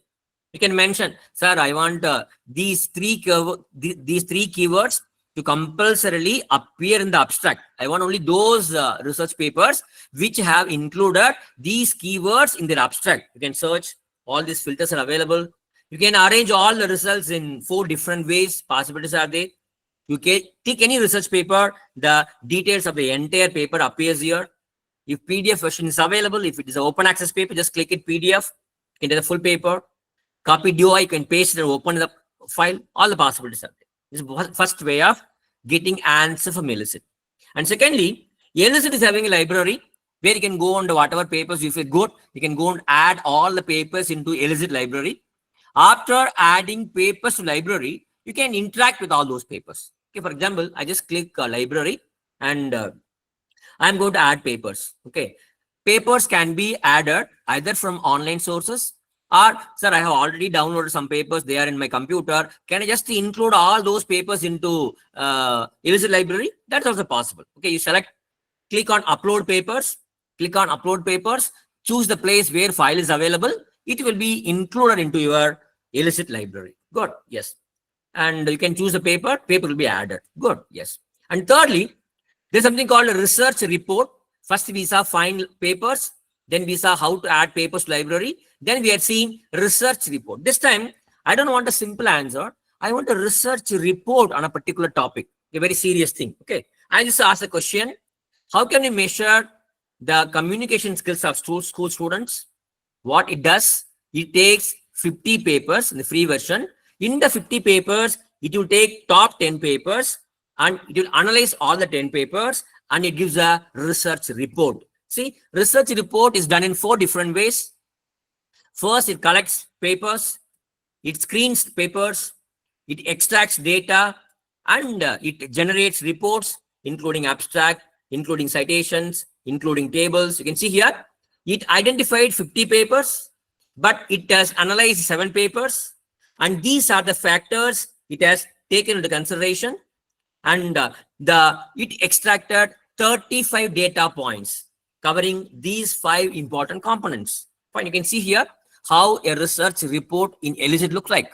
Heading, abstract, you can see here, name of the study, study design, population demographics, assessment method, primary outcomes, whether full text is available or not. In a tabular form, they give very beautifully the analytical presentation of the reviews. Fine, good. You can see here what kind of study designs, what kind of population demographics are followed.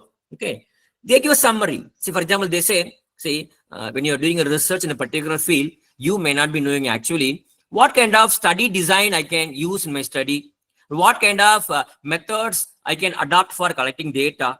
If you come to Elicit, they will tell you, see, out of these 7 papers which are analyzed by Elicit, 4 studies use the observational design, 1 study used the experimental design, 2 studies used action research. So you can understand, oh, in my field of research, I can follow all these study designs. What about assessment methods? 4 studies use the questionnaires, 2 studies use observation, 1 study used the interview, 2 studies used the pre-test, post-test comparison. One study used a video-based assessment. So you can understand what different methods can be adapted by you also while you are conducting your research. Fine. So they give up guidelines on all these things. And what are the outcomes?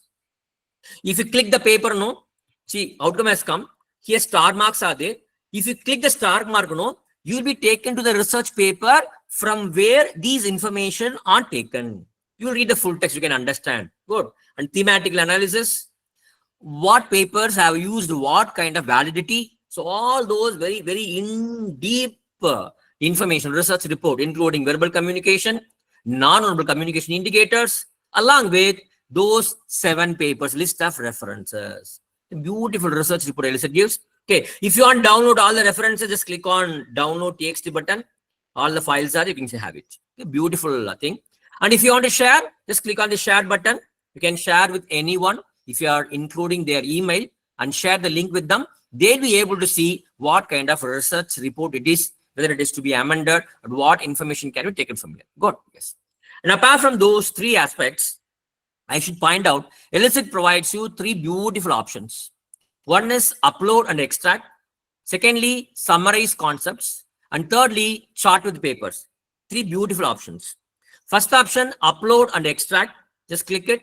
You can add papers. Already I have added 2 papers library. If you add some more papers, just click on upload papers and you can add papers. After adding the papers, your papers are there. You can decide. See, from this particular research paper, I want to get the summary. I want to get the main findings. I want to see what is the methodology. I want to see what is the intervention used, what is the outcome measured, and what are the limitations. Choose the paper and click the columns. Elicit will extract the required details and present it in the form of a table. Okay, you can do that, no problem. And second is summarize concepts, a very beautiful and useful tips. See, whenever you are going to prepare a questionnaire, you need a set of variables. For example, you are measuring the communication skills of the individuals, or you are measuring the job satisfaction of the employees in a particular company. For all these purposes, you need to ask questions, maybe 10 questions, 15 questions. These 15 questions will all together will help you to understand the job satisfaction of individuals or communication skills of individuals. So the variables that you need to construct to define a factor called job satisfaction or communication skills, those variables can be identified using a concept called summarize concepts. Just click on summarize concepts. I've given a heading called job satisfaction of employees in a corporate company. Because I want to measure job satisfaction of employees, I want to know what kind of questions I can frame to test their level of job satisfaction. Okay. So what Elicit does, it goes and search for 74 papers and identified 317 concepts, and it found out around 107 unique concepts. So there are 107 unique traits, unique factors that can be used for measuring the job satisfaction of employees in corporate organizations. Just come down, you can see here, what are the various items. One is compensation package, job characteristics, employee well-being factors. So the beauty of Elicit is that, see, you can ask this question, to what extent the employee well-being factors are used in your company or available in your company. The right side you can see, so this particular variable is taken from this research paper. Even you can find out, if you are going to add a variable as a question in your questionnaire, even you can mention from which research paper you have included this variable. Okay. If you click this in-text citation, the full details appears. Click on open paper, the paper appears. This is a paper from where I have borrowed this particular variable, which I have included in my questionnaire. It's a beautiful tool. Summarize concept, please try in Elicit. Then finally, chart with papers. For example, you're having a paper, you select the paper. After selecting the paper, you can ask questions. Whatever questions you ask, Elicit will find out the answer, extracts the answers from those PDF files, and it will give the answer. For example, I have chosen one particular file. I ask a question, which search engines was most used by PhD scholars? Just click enter. You can see here, the answer comes. Just click it. It shows you from which page, from which paragraph the information is taken from. So Elicit is a beautiful tool. You can try Elicit. So Elicit is a tool which can be used for many purposes. Okay, fine. Then comes Perplexity. Perplexity also is a beautiful tool which can be used for review of literature. Perplexity AI. Just go to Google and type Perplexity AI and you are here. It has got few options like this. Here 3 buttons are here and here 4 buttons are there. Here few more options are there. We'll explore them one by one. The first button is called search button, where you can go and ask for any question. It will give you the answer. For example, I just ask a question. What are the problems of small scale industries in India? It gives answer along with the sources. So Perplexity goes around 12 sources. It has collected the information from all the 12 sources and the answer is presented in the form of an essay.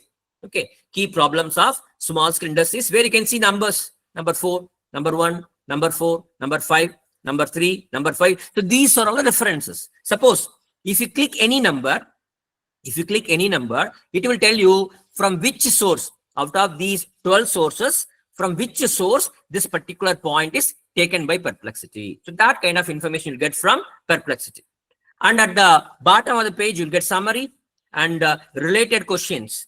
So by reading related questions, you can understand what are the different ways by which you can approach your research paper. Sometimes you may not even think from all these points, but these related questions automatically generated by tools like Perplexity will kindle your interest. Okay, it will fire your interest so that you will start even analyzing from these points of view also. Fine.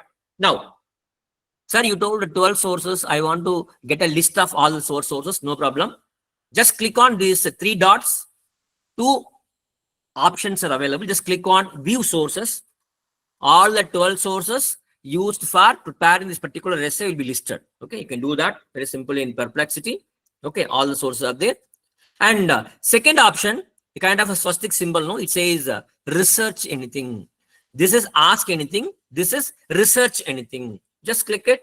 You can type the question. I just want to, how to create a new raga in Hindustani music. So I'm interested in Hindustani music and I want to create a new raga. How to create? I'm asking a research question. So what Perplexity does? Perplexity is going into searching for all these topics. Whatever results it gets, it reads all these points, all these websites, all these articles, and it generates a reply for me. How to generate a new raga in Hindustani music. Okay, what are the various steps? Essential rules for raga creation. Okay, and these numbers denote the source from where the content is taken. A very elaborate procedure is given how you can create a new raga in Hindustani music. Just click on the references. Around 30 references are used by Perplexity to create this essay. All the 30 references are available here. Okay, good. And third one is, there's something called current events. Just click this. If you are interested to get more information about anything, what is happening at present, maybe in a couple of, within a couple of last 3 months or 2 months or 1 month or last week, you can explore current affairs. For example, just ask a question. What is Chenab Bridge known for now? You might have heard about this bridge, you know, which is the tallest bridge. And there, they give you the answer, images, sources. Information about Chenab Bridge is taken from 10 sources. So very detailed way it gives. Then comes this an option called compare. Just click on this compare button and you can go and type compare violin and flute. For example, any 2 contrasting things you give, it gives a beautiful set of images along with the table, main points or differences. It does. Then learn. For example, I am a new person. I want to know the basic concept. Just like Wikipedia, no? I want to know the basic meaning of concepts. Just click on this learn button. What is appears. You can give your question. For example, what is a Bombay cat? Actually, I was not knowing what is a Bombay cat. So it tells me with images, getting information from 8 sources. It tells me what is a Bombay cat, what are the features, all those things. Then comes summarize. Just click this button, summarize. You can ask for summarizing. Well, summarizing, what you can do is that if you're having a file, click on this clip, attach a file. Then you can ask Perplexity to summarize the file that you attached. So it will give a summary of the file that you attached, or even you can set sources. See, when you are going to ask Perplexity to give you information, you can ask Perplexity either to go to only websites and collect data, or you can ask Perplexity to go to only academic papers and collect data. Both the possibilities are there. Before you start searching, no, you can set what kind of sources you want Perplexity to explore. Okay. For example, let me click on this web. I ask for what is racketeering. It gives answer. Similarly, I have clicked academic and I ask for what are the problems of young generation. It gives too detailed information. You can use it. Okay. Then apart from this, very importantly, Perplexity provides a good number of templates. A lot of templates are available. For example, sir, I want to take a test, a quiz on World Cup 2025, something like that. I want to take a test on basketball. I want to take a quiz on biotechnology. Any topic, you choose a template, type the topic, 10 questions will appear in front of you with options. So yeah, around more than 40 templates are available in Perplexity. To get the templates, go to Spaces, click on Spaces, a menu appears, choose the heading called Templates. So these many templates are, okay, for example, you get a lot of ideas. Brainstorm Buddy, there is a template. Just click on that. You can say, I want to manufacture a new type of fluid with the AI algorithm. I want to manufacture a new fluid with the AI algorithm. How can I do that? You are asking for the ideas. So it will brainstorm and it will give you a lot of ideas how you can manufacture a fluid with the AI algorithm. Okay. So whenever you want to get this kind of brainstorming ideas, you can come to this particular template. Similarly, we got a lot of templates, including research. Just click on research, open Research Explorer. If you click on open Research Explorer and type the keyword, Perplexity will go and search only open access papers and gives the results for you. Beautiful, you can try. And similarly, citation generator. If you want to create a citation for a website, just come and paste the URL here. It gives you the citation in APA, MLA, Chicago State. So these are the beauty of Perplexity. You can try a beautiful tool. Then let me go to another wonderful tool called Open Knowledge Maps. So normally, whenever you are going for collecting review of literature, so you just go, you search for individual research papers, you collect the papers, you put them in a folder. Okay. And after some time, you go and read each and every paper, and then you start categorizing papers. So these papers are related to concept 1. These papers are related to concept 2. So this way, you categorically, you group the papers. So categorized grouping of reviews can be obtained from a tool called Open Knowledge Maps. A beautiful tool. Just go to Google and type Open Knowledge Maps. You get the website. Here, you can set the parameters. Whether you want the Open Knowledge Maps to search and get data only from PubMed database, or you want the data to be taken from Bayes search engine. So if you belong to a scholar of life sciences, you can choose PubMed. For all the disciplines, you can go for Bayes. Bayes stands for Bellefield Academic Search Engine, the only search engine which was initiated by a university, which covers all topics, which contents taken from more than 6,000 academic institutions. For example, I have selected Bayes. I have to give a topic here. I want to get review papers on the topic, digital literacy skills of school students. Click on go button. It goes and works on its own style. You can see here, Open Knowledge Maps will always bring top 100 papers, which are most relevant, which are most apt to your chosen or typed keywords. 100 papers are available, but I don't want all the 100 papers. What I can do is that I just click on this button, show any or show open access. I want to only open access papers, because after getting open access papers, I can download the full text. I can go and read. I can get further details if I require in future. So I just click on open access. I have got around 77 papers. Okay. 77 papers on digital literacy skills of students, which are on the open access platform. And you can see here, just below every paper, PDF version is there. Just click on the PDF. You can get the PDF of the particular document. You click on second option called Cite Us. You can get reference for the research paper in APA, MLA, Chicago, or ACM style. And thirdly, the export option is also available, where you can export the bibliographical details of this particular research paper in the form of a BibTeX file. All three possibilities are there for each and every one of the 70 papers that are included for your open knowledge maps. You can see here, you can arrange all the 77 papers in different orders. You can see here what kind of sources are used, what types of documents are used, what language documents are used. All the particulars are available in this particular red box. You can see here. Okay, yes.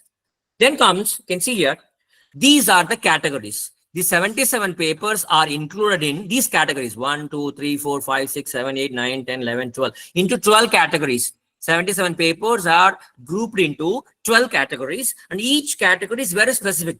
This is about digital literacy skills.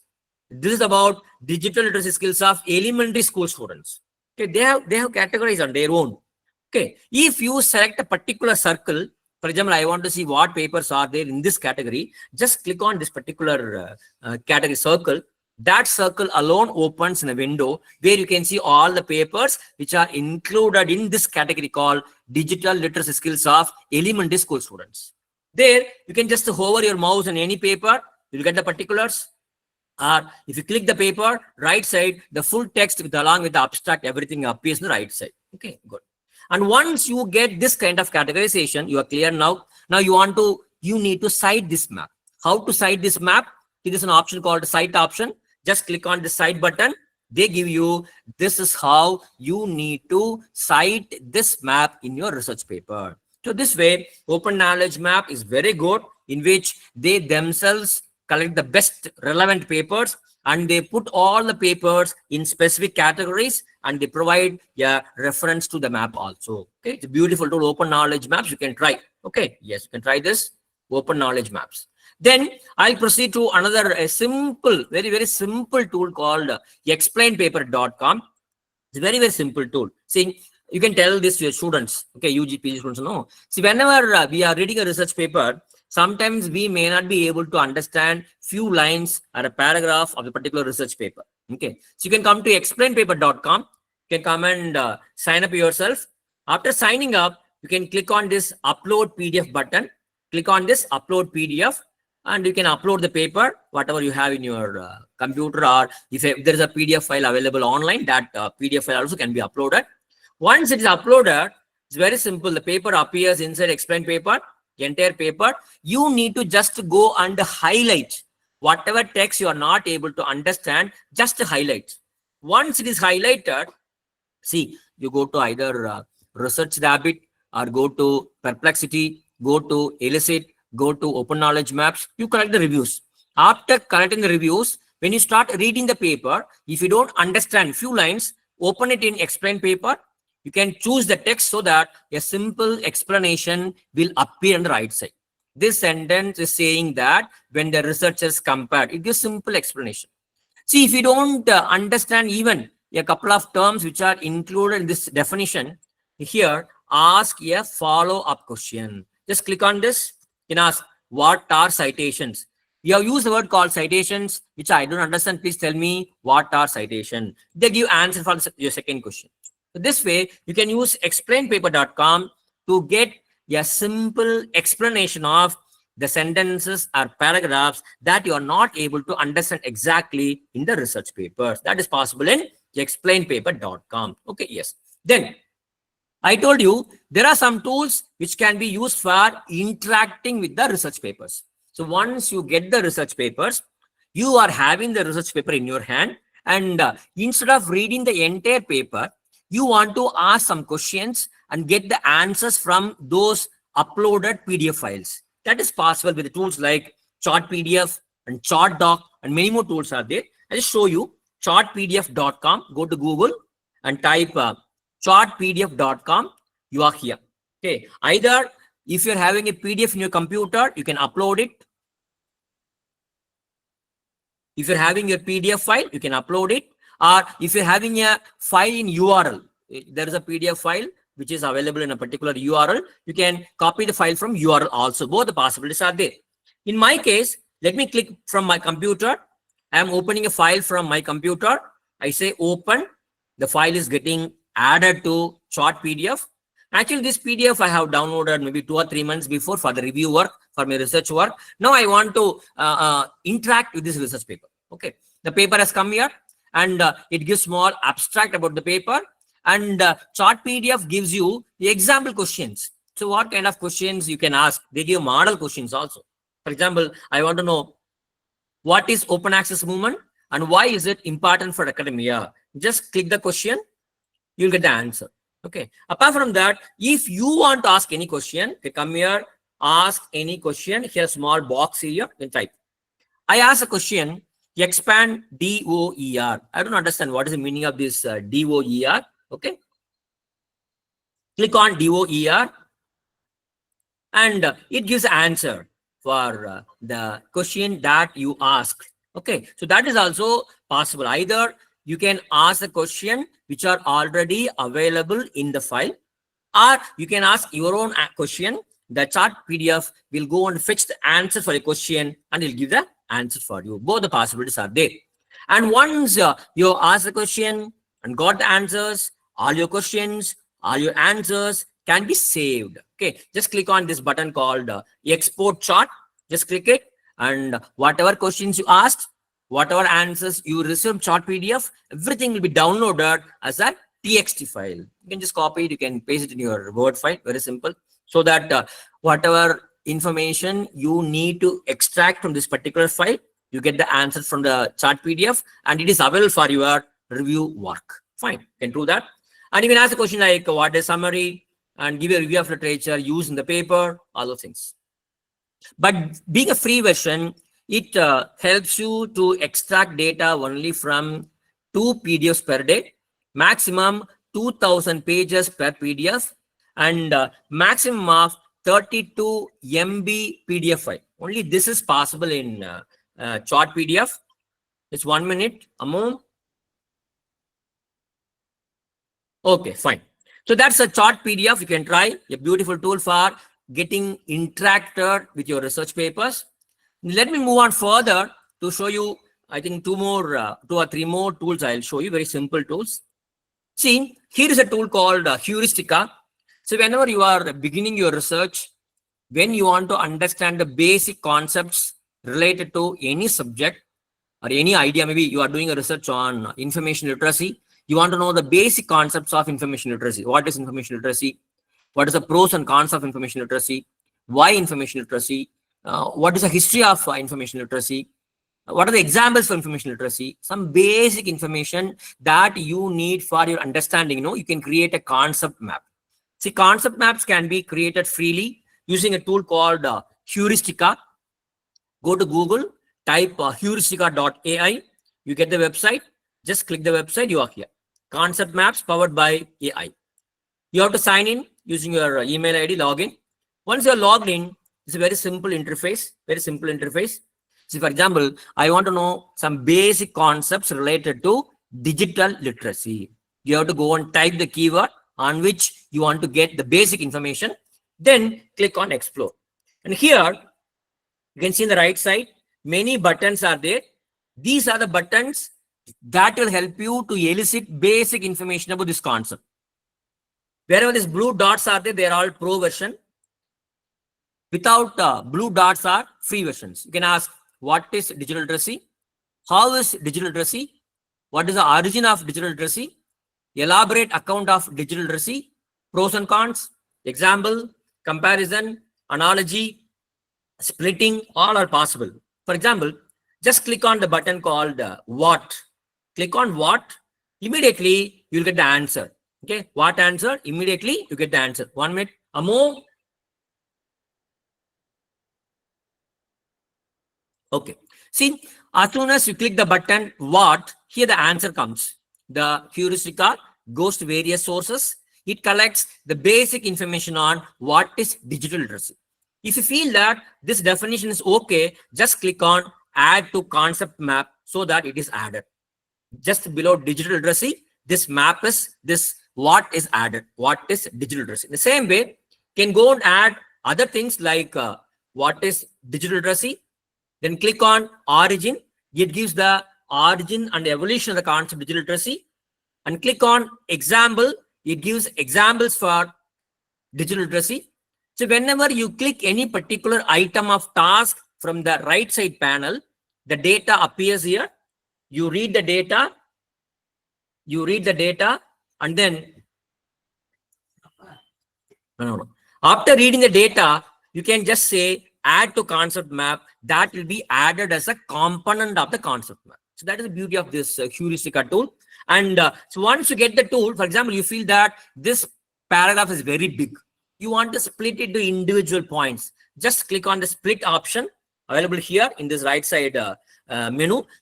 That particular box will be split into 4 or 5 different small boxes for the purpose of easy reading. So this way you can move the nodes from one place to another place just by dragging it. No, these are different nodes which talk about the basic concepts of digital literacy. So this way, once it is done, you can save this concept maps. Just click on save button. They're asking for whether you want to go with the free version or professional version. Just click on free version and you can download it and save it as an image file. That is possible. So Heuristica is meant for creating concept maps. And similarly, there's a tool called Chart Picture. I'll tell you.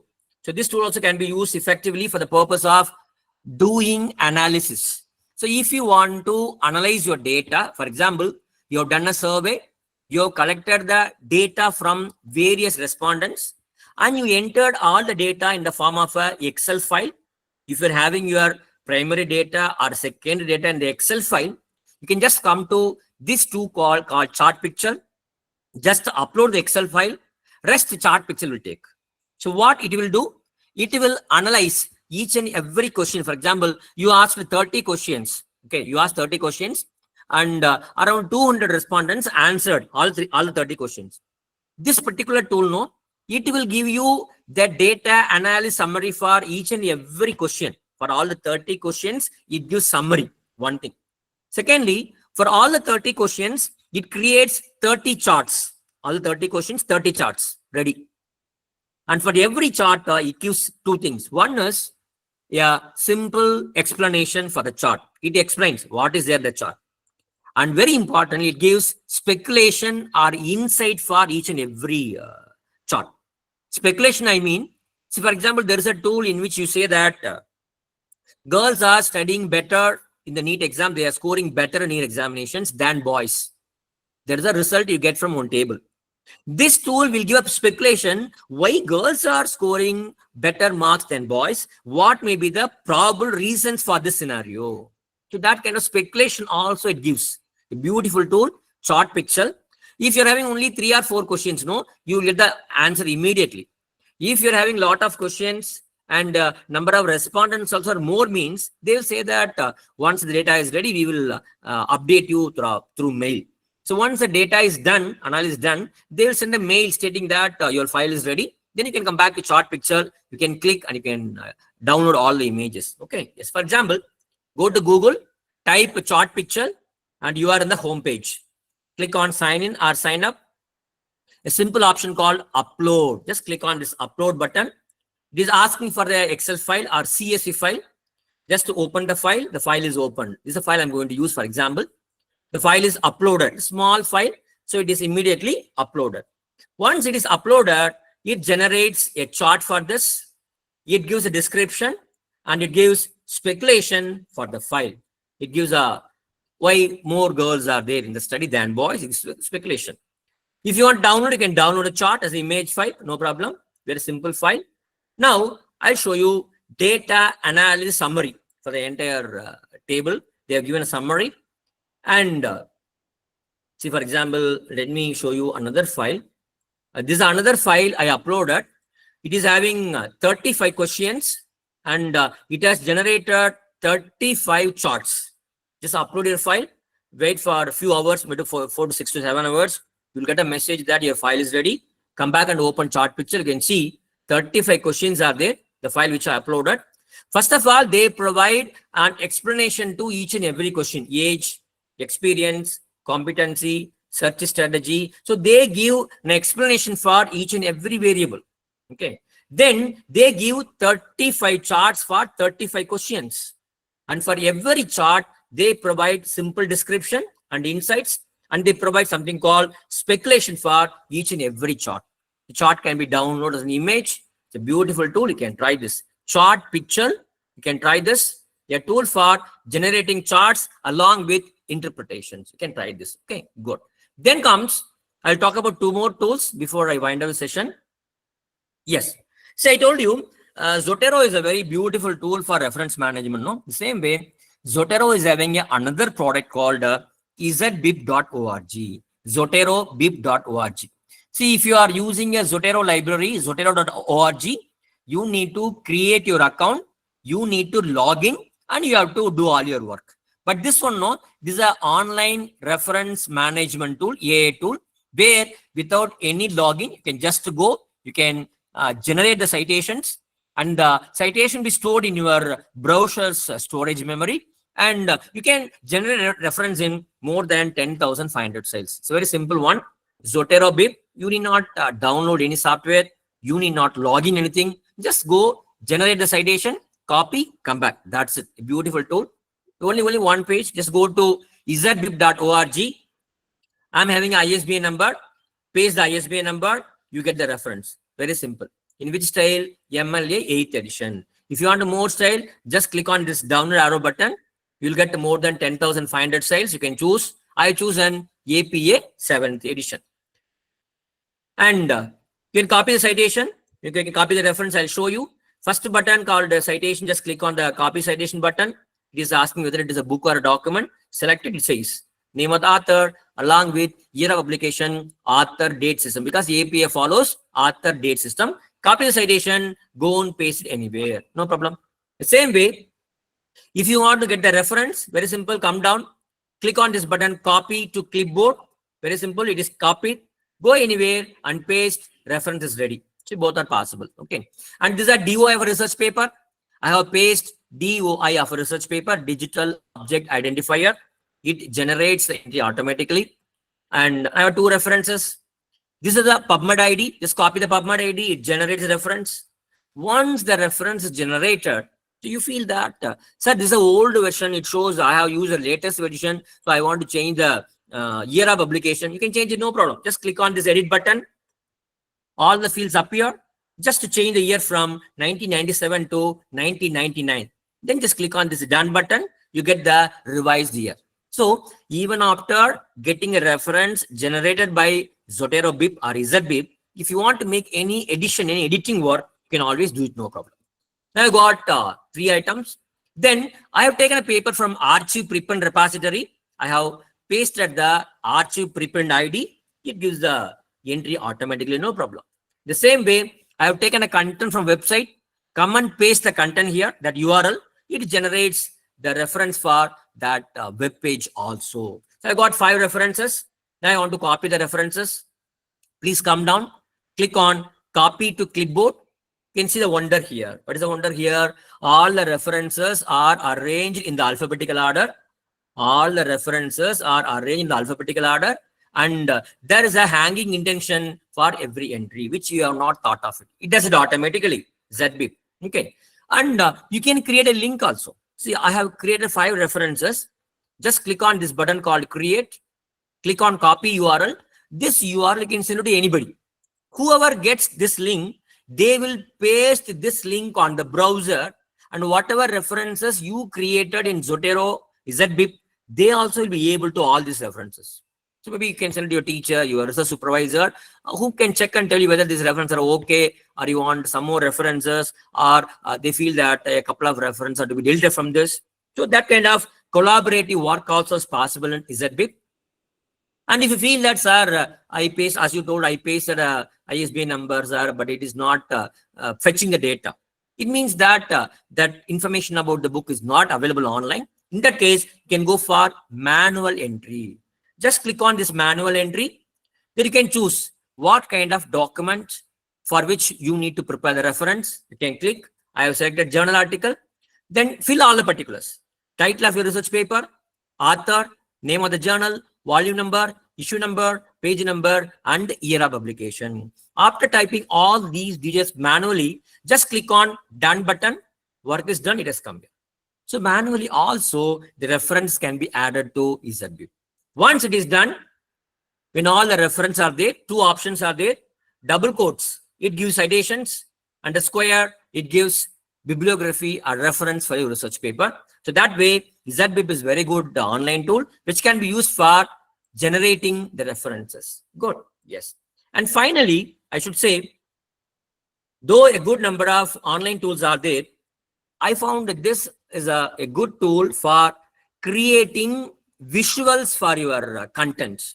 Okay. Whenever you got some content, you can create a visual representation of your content using this tool called napkin.ai. Okay. See, two possibilities are there in Napkin. One is, as an AI tool, you can ask Napkin to generate a content. Napkin will generate the content.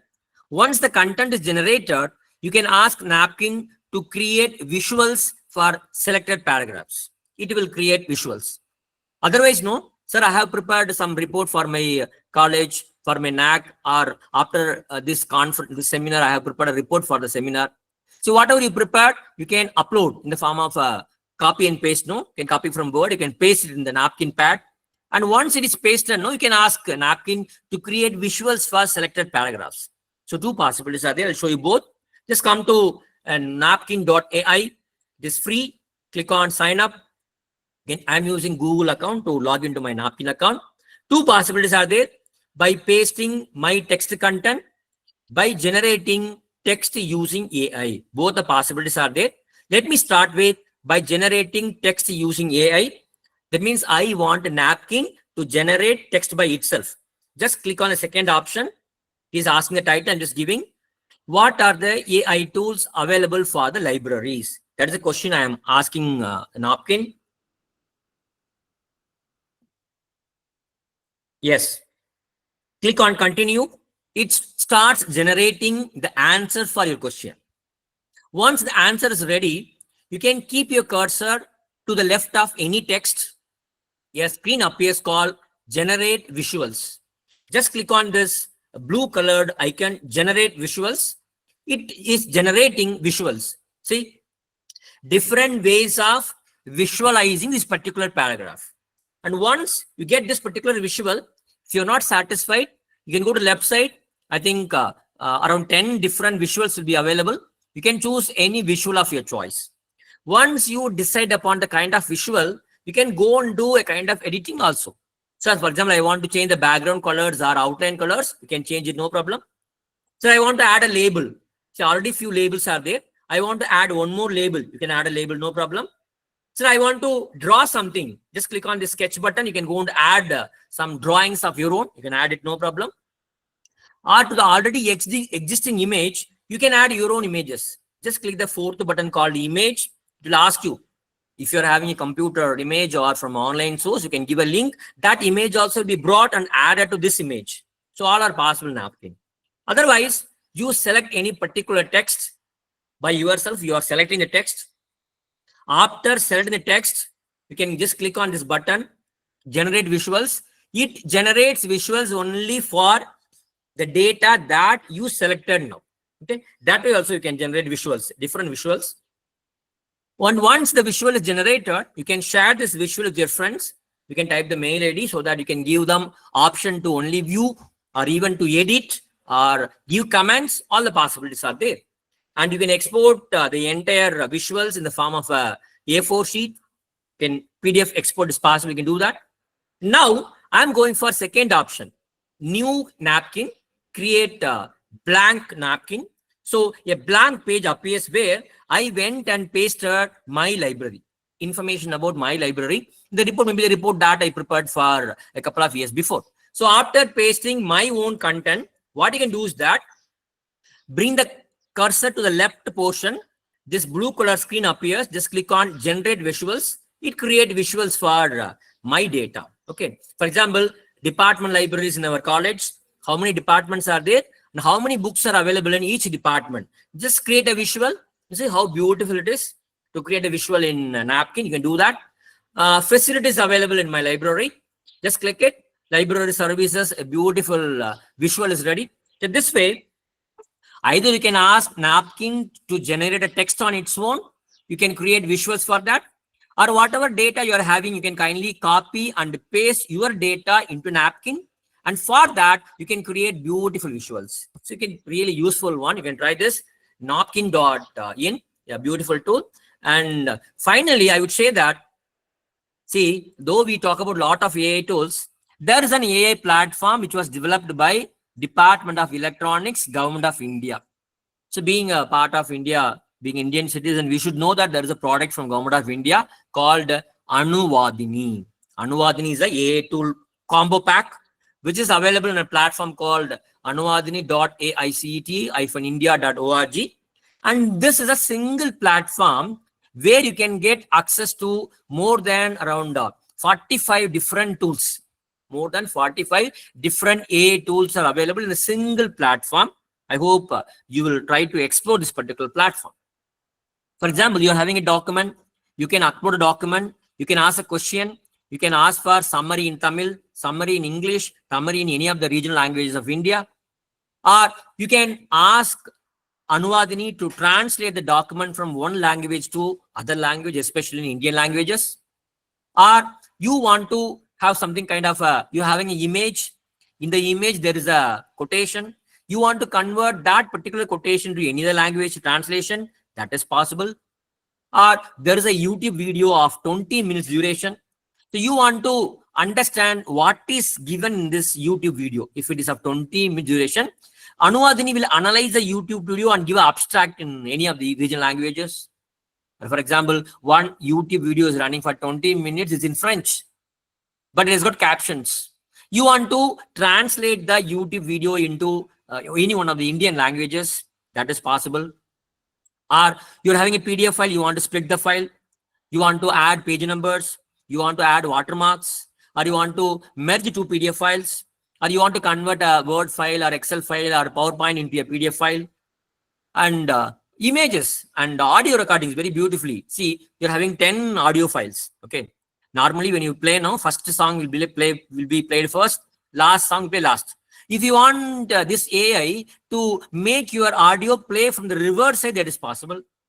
You can increase the pitch of your audio recording. Or if you want to remove the noise of your recording, you can do that. If you want to remove the vocal part to maintain only the music, you can do that. Or you want to remove the music to retain only the vocal part, you can do that. See, like that, many tools are available on Anuvadini. So I request you to kindly go through and explore this Anuvadini, which provides more than 45 different tools. So file is uploaded, summary in English, summary in Tamil, question and answer you can ask, interact with the documents, you can ask a question, speech to text to speech translation service is available. Okay, YouTube translation, YouTube analysis, and lot of things with regard to your audio files you can do, images you can do. Beautiful tool, Anuvadini. Please try this. Anuvadini, Department of Electronics, Government of Indian product, and try please. Okay, yes. So dear participants, there is always a debate behind the use of AI tools. Is it logical? It is ethical to make use of AI tools? Okay, it's always a question. Before that, you should know, sir, where from do you get all these AI tools? I am interested to get a lot of AI tools like this. I just showed you 6 to 7, around 10 tools I showed you. But like that, hundreds and hundreds of tools are free. AI tools are available for the faculty members and researchers to carry out the research work. Where can I get all these AI tools from? So I would suggest you, there are few areas. One is topai.tools. There's a website which provides you around 19,000 apps, free AI tool apps. There you can go and search for research, free AI tools for research. Just click on research, find out the freely available AI tools. You can start exploring the AI tools, because it's not possible to give you a comprehensive list of all the AI tools. Thousands are available. You can go and try, you can explore by yourself. And secondly, there is a website called There is on AI for that. There is a website, There is on AI for that. There you can go and get a lot of free AI tools. And there is a beautiful website called researchersite.com. If you go there, no, they have given a lot of tools, AI tools. Just click on AI tools. 41 AI tools are listed here. A site which is being maintained by Dr. Ujjal Marjit of University of Kalyani. So there sir gives an explanation of what is the use of this particular tool and how the tool is useful, how the tool is to be used, along with the possible with the video. Beautiful. You can try this particular way, researchersite.com. And this is my favorite. Go to YouTube. There's a channel called Guru Tech Solutions, where the gentleman is updating lot of free AI tools that can be used for this purpose, that purpose. Like here, some checking, PPT presentation, paraphrasing, this, that. No, hundreds of free AI tools are demonstrated in a live stream. You can go and watch all these videos free of cost. So these sources will help you to understand the availability and use of AI tools. But always there is a caution that they say that the content is generated by the machine and you have to double check before using it whether it is a right thing or not. So that is why University of Chicago, California, they brought out a test called CRAP test. Before you use the information generated from all these sites, kindly check that they are having the qualities like currency, relevance, authority, accuracy, and the purpose. And please understand, you are going to make use of all these tools only for enhancing your research process, only for saving your time.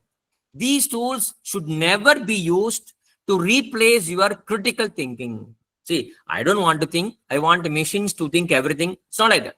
You have to use all these AI tools. You should just like, no, you go to Google, ask some questions, get the data.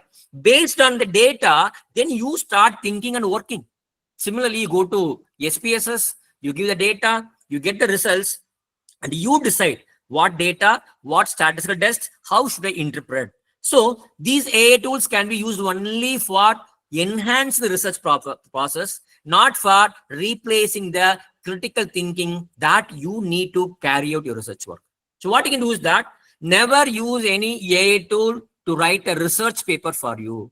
Research paper you write, but you ask the AI tools to structure or modify your research paper according to the expectations of the editors. And never ask any AI to generate references. Sometimes they create hallucinations. Hallucinations means they create references which are not at all available, which are no more. So never ask any AI to generate reference. Instead, you take the help of AI tools for managing and citing the references. See, people say garbage in, garbage out. Before using any AI tool, it is your moral responsibility to give relevant, clean, and suitable data to any AI tool so that you'll get exact results. And you should have all the powers and talents and skills to decide which AI tool is best suited for this particular purpose. And if you are following these rules, I'm sure there will be a ethical use of AI in your research work. And as the participants request you all, there are many more tools like this. Even for reference management, many tools are there. Even for carrying out research, a lot of AI tools are there. So as the participants, as the faculty members, as the research class students, first of all, we should know that these many tools are available. First of all, you should know that, oh, these many tools are available. Once you know the tool, try to explore the tool. After exploring, you will find out what are the limitations of this tool, what kind of responses, replies this machine will not give me. So I will look for alternative tools, just like this particular tool. What other tools are available that can give me different or better results. And once you start exploring and enjoying the benefit of these tools, kindly share. See, only 100 plus are participating in this seminar. You can go back to your colleges, universities, your classrooms. Kindly share the information about the availability and usefulness of all these tools with your fellow colleagues, with your students. And definitely, an ethical use of all these AI tools will enable all of us to have very, very smooth sail over our academic and research work. So thank you so much. With this, I will stop sharing my screen and the floor is open for discussions. If you have got some questions, you're most welcome, please. Thank you, Dr. Ramasamy, sir, for addressing the queries. Sorry, sir. Ma'am, yes, please, ma'am. Queries, please. If any participant has got any query, they can ask questions. Or if anything is a chat box, also you can read me my answer. Yes. Before that, we have to share some thoughts. Thank you, sir, for such an exceptionally enlightening and insightful session. Truly impactful. Dears, I hope the workshop enriched your understanding of research methodology. Before we move to our next segment, please note that a feedback form has been posted in the chat box. We kindly request all participants to complete it promptly. Thank you for your cooperation. Next, we move on to the question and answer session. This is an opportunity for all participants to clarify their doubts with our resource person, Dr. K. Ramaswamy, sir.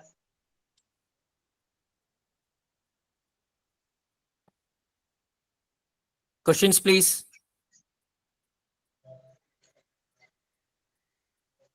Dear participants, I invite you to ask questions and make the workshop more meaningful and interactive. If you're a resident, you can type your question in the chat box also, no problem.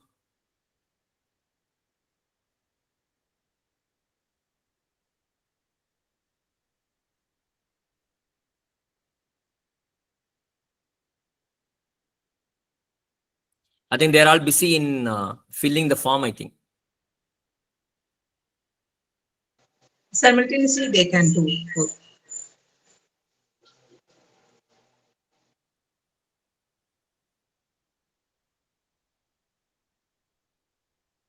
Please ask questions if you have.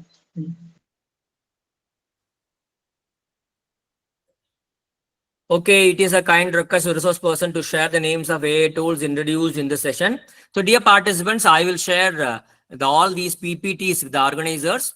The organizers in turn, they will share all these PPTs, whatever PPTs are used, all the AI tools. The organizers will share the PPTs. You can go through those PPTs. You can use absolutely no problem.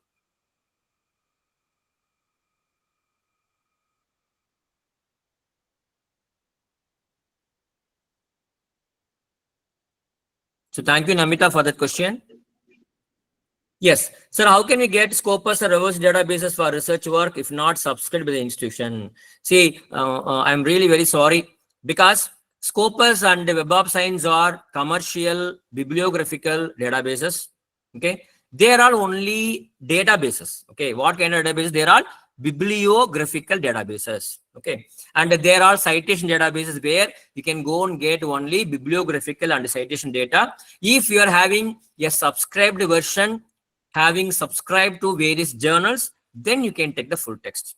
But Scopus, both Scopus and Web of Science, the people say that around 20 to 25% of the papers which are published in Scopus journals and the Web of Science journals, they are in the open access platform. So if you find out what open access journals are available in Scopus and Web of Science, you can naturally and obviously can go to the journal website, which are open access mode, and you can download the papers. Otherwise, a good number of journal repositories are there, something like DOJ, Directory of Open Access Journals. Their site which provides more than 15,000 journals. If you go there, the free journals which are open access journals which are indexed in Scopus and Web of Science are available in these kinds of platforms like DOJ. Using these methods, you can collect data. If you're not having subscription to either Scopus or Web of Science, you need to find out the open access journals. Then you have to go to either individual journals or you go to platforms like DOJ where you can collect the data.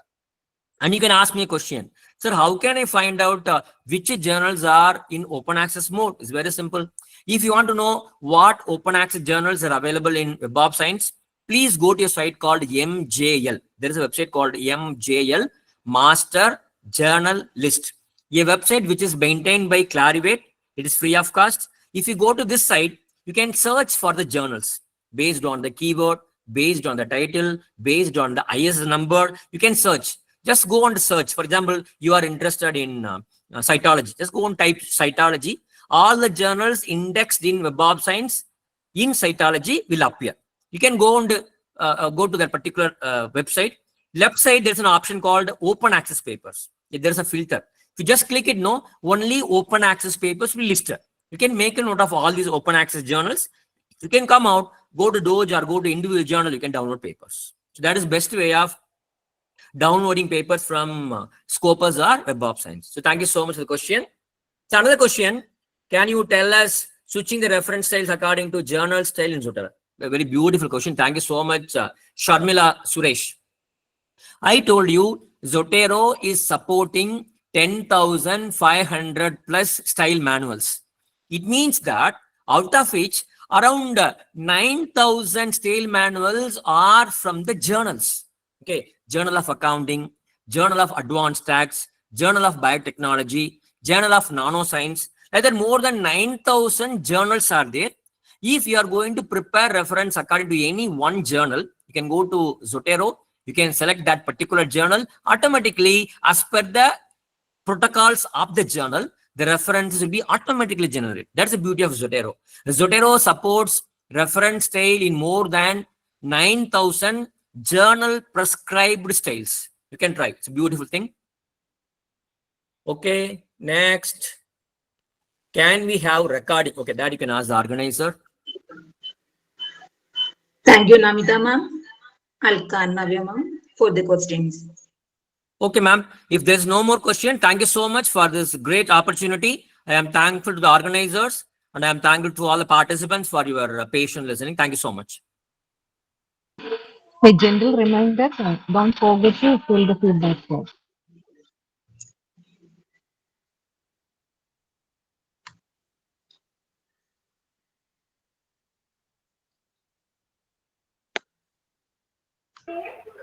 Yamina ma'am, are you there? Sir, one more question Yes, from hello? Please go ahead. Okay. The participant may please go to the question, please.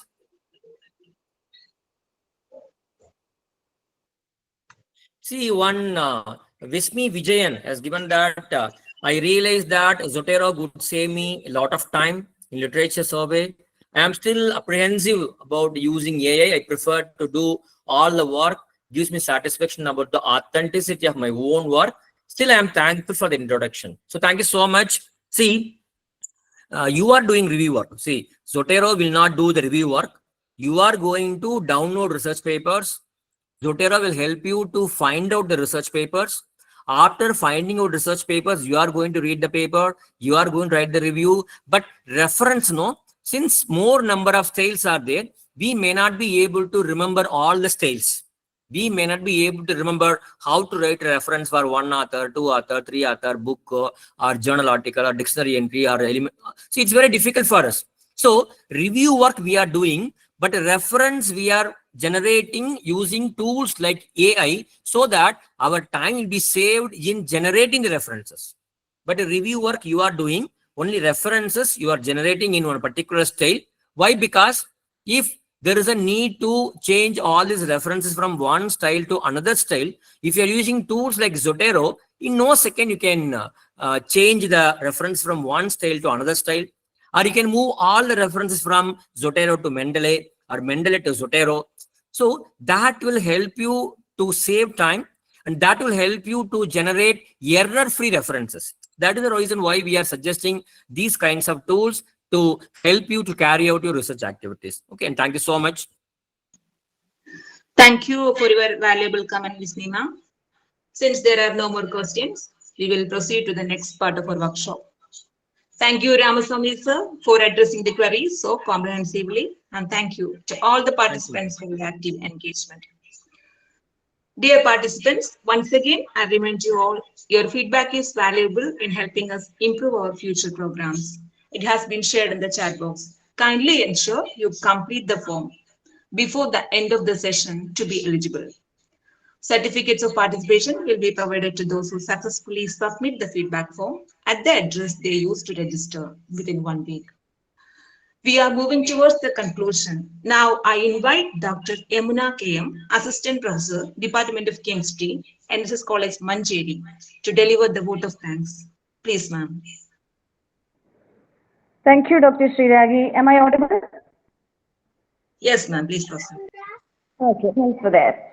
So, dear all, workshop today, reference management, tips, tools, and techniques, the 3 keys of reference management, handled by Dr. K. Ramaswamy, MB Muthaiya Government Arts College for Women, Dindigul. So as you have already observed, Dr. Ramaswamy have explained everything about reference management, starting from the very beginning, why to cite, how to cite, different style of citation, different management softwares and other tools for citation, etc. With each and every aspect of these tools, every nuance of this tool, this was really almost a so thank you very much, sir, for handling this, and especially in this era of AI, since every area of our life is going to be encroached by AI, Dr. Ramaswamy wonderfully explained how can we use and incorporate the tools of AI for the significant enhancement of quality and efficiency of researchers, both in terms of time and in terms of human resource, I would say. So altogether, I observed that the last 3 hours were extremely beneficial for researchers of all disciplines and of all levels, from a very beginner to an advanced and established researcher. And personally, I benefited a lot from your session, Dr. Ramaswamy. Thank you very much for sharing your knowledge and expertise with us. You are an excellent narrator. It is obviously evident there. We are inviting you. This is the second time that you are being part of our sessions. So this itself is an excellent evidence for that you are a great narrator. Thank you for Thank you. that Thank you so skill. much. Thank you for sharing that skill with us. And on behalf of all the organizing committee, all the 5 colleges, it's a team of 5 colleges that of all the 5 colleges, I extend a heartfelt thanks to you. And we thank all the participants, which numbered up to 150, each and every one of you for this active participation and making our venture a big success. And I take this opportunity to thank NSS College's Central Committee, our management, for extending all the support and encouragement for all this kind of ventures. Also, the principals of all the 5 colleges, that was NSS College Manjeri, NSS Engineering College Palakkad, Sri Vyasa NSS College Vadakkangeri, VTM NSS College Thanuvachipuram, and NSS College Rajkumari. All these 5 colleges, the principals of all these 5 colleges, we thank you all them. And as a teacher, I am very overwhelmed by this collaboration of these 5 colleges, especially the librarians. And thank you for this collaboration, and thank you for sharing all your potential with us, helping us to move on in research and teaching. And we hope this collaboration will continue in future so that we and our students are benefited much more and more. Thank you. Once again, I thank Dr. Ramaswamy and all the participants and all the stakeholders of this workshop. Thank you very much, and thanks for this opportunity that I can speak here. Thank you. Thank you, ma'am, for your kind and gracious words. Dear participants, please remember to submit the feedback form shared in the chat box. Certificates will be issued based on your submissions.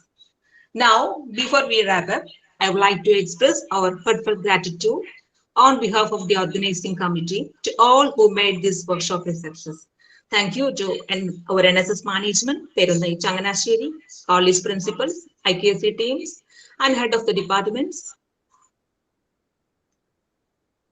library professionals for their unwavering support.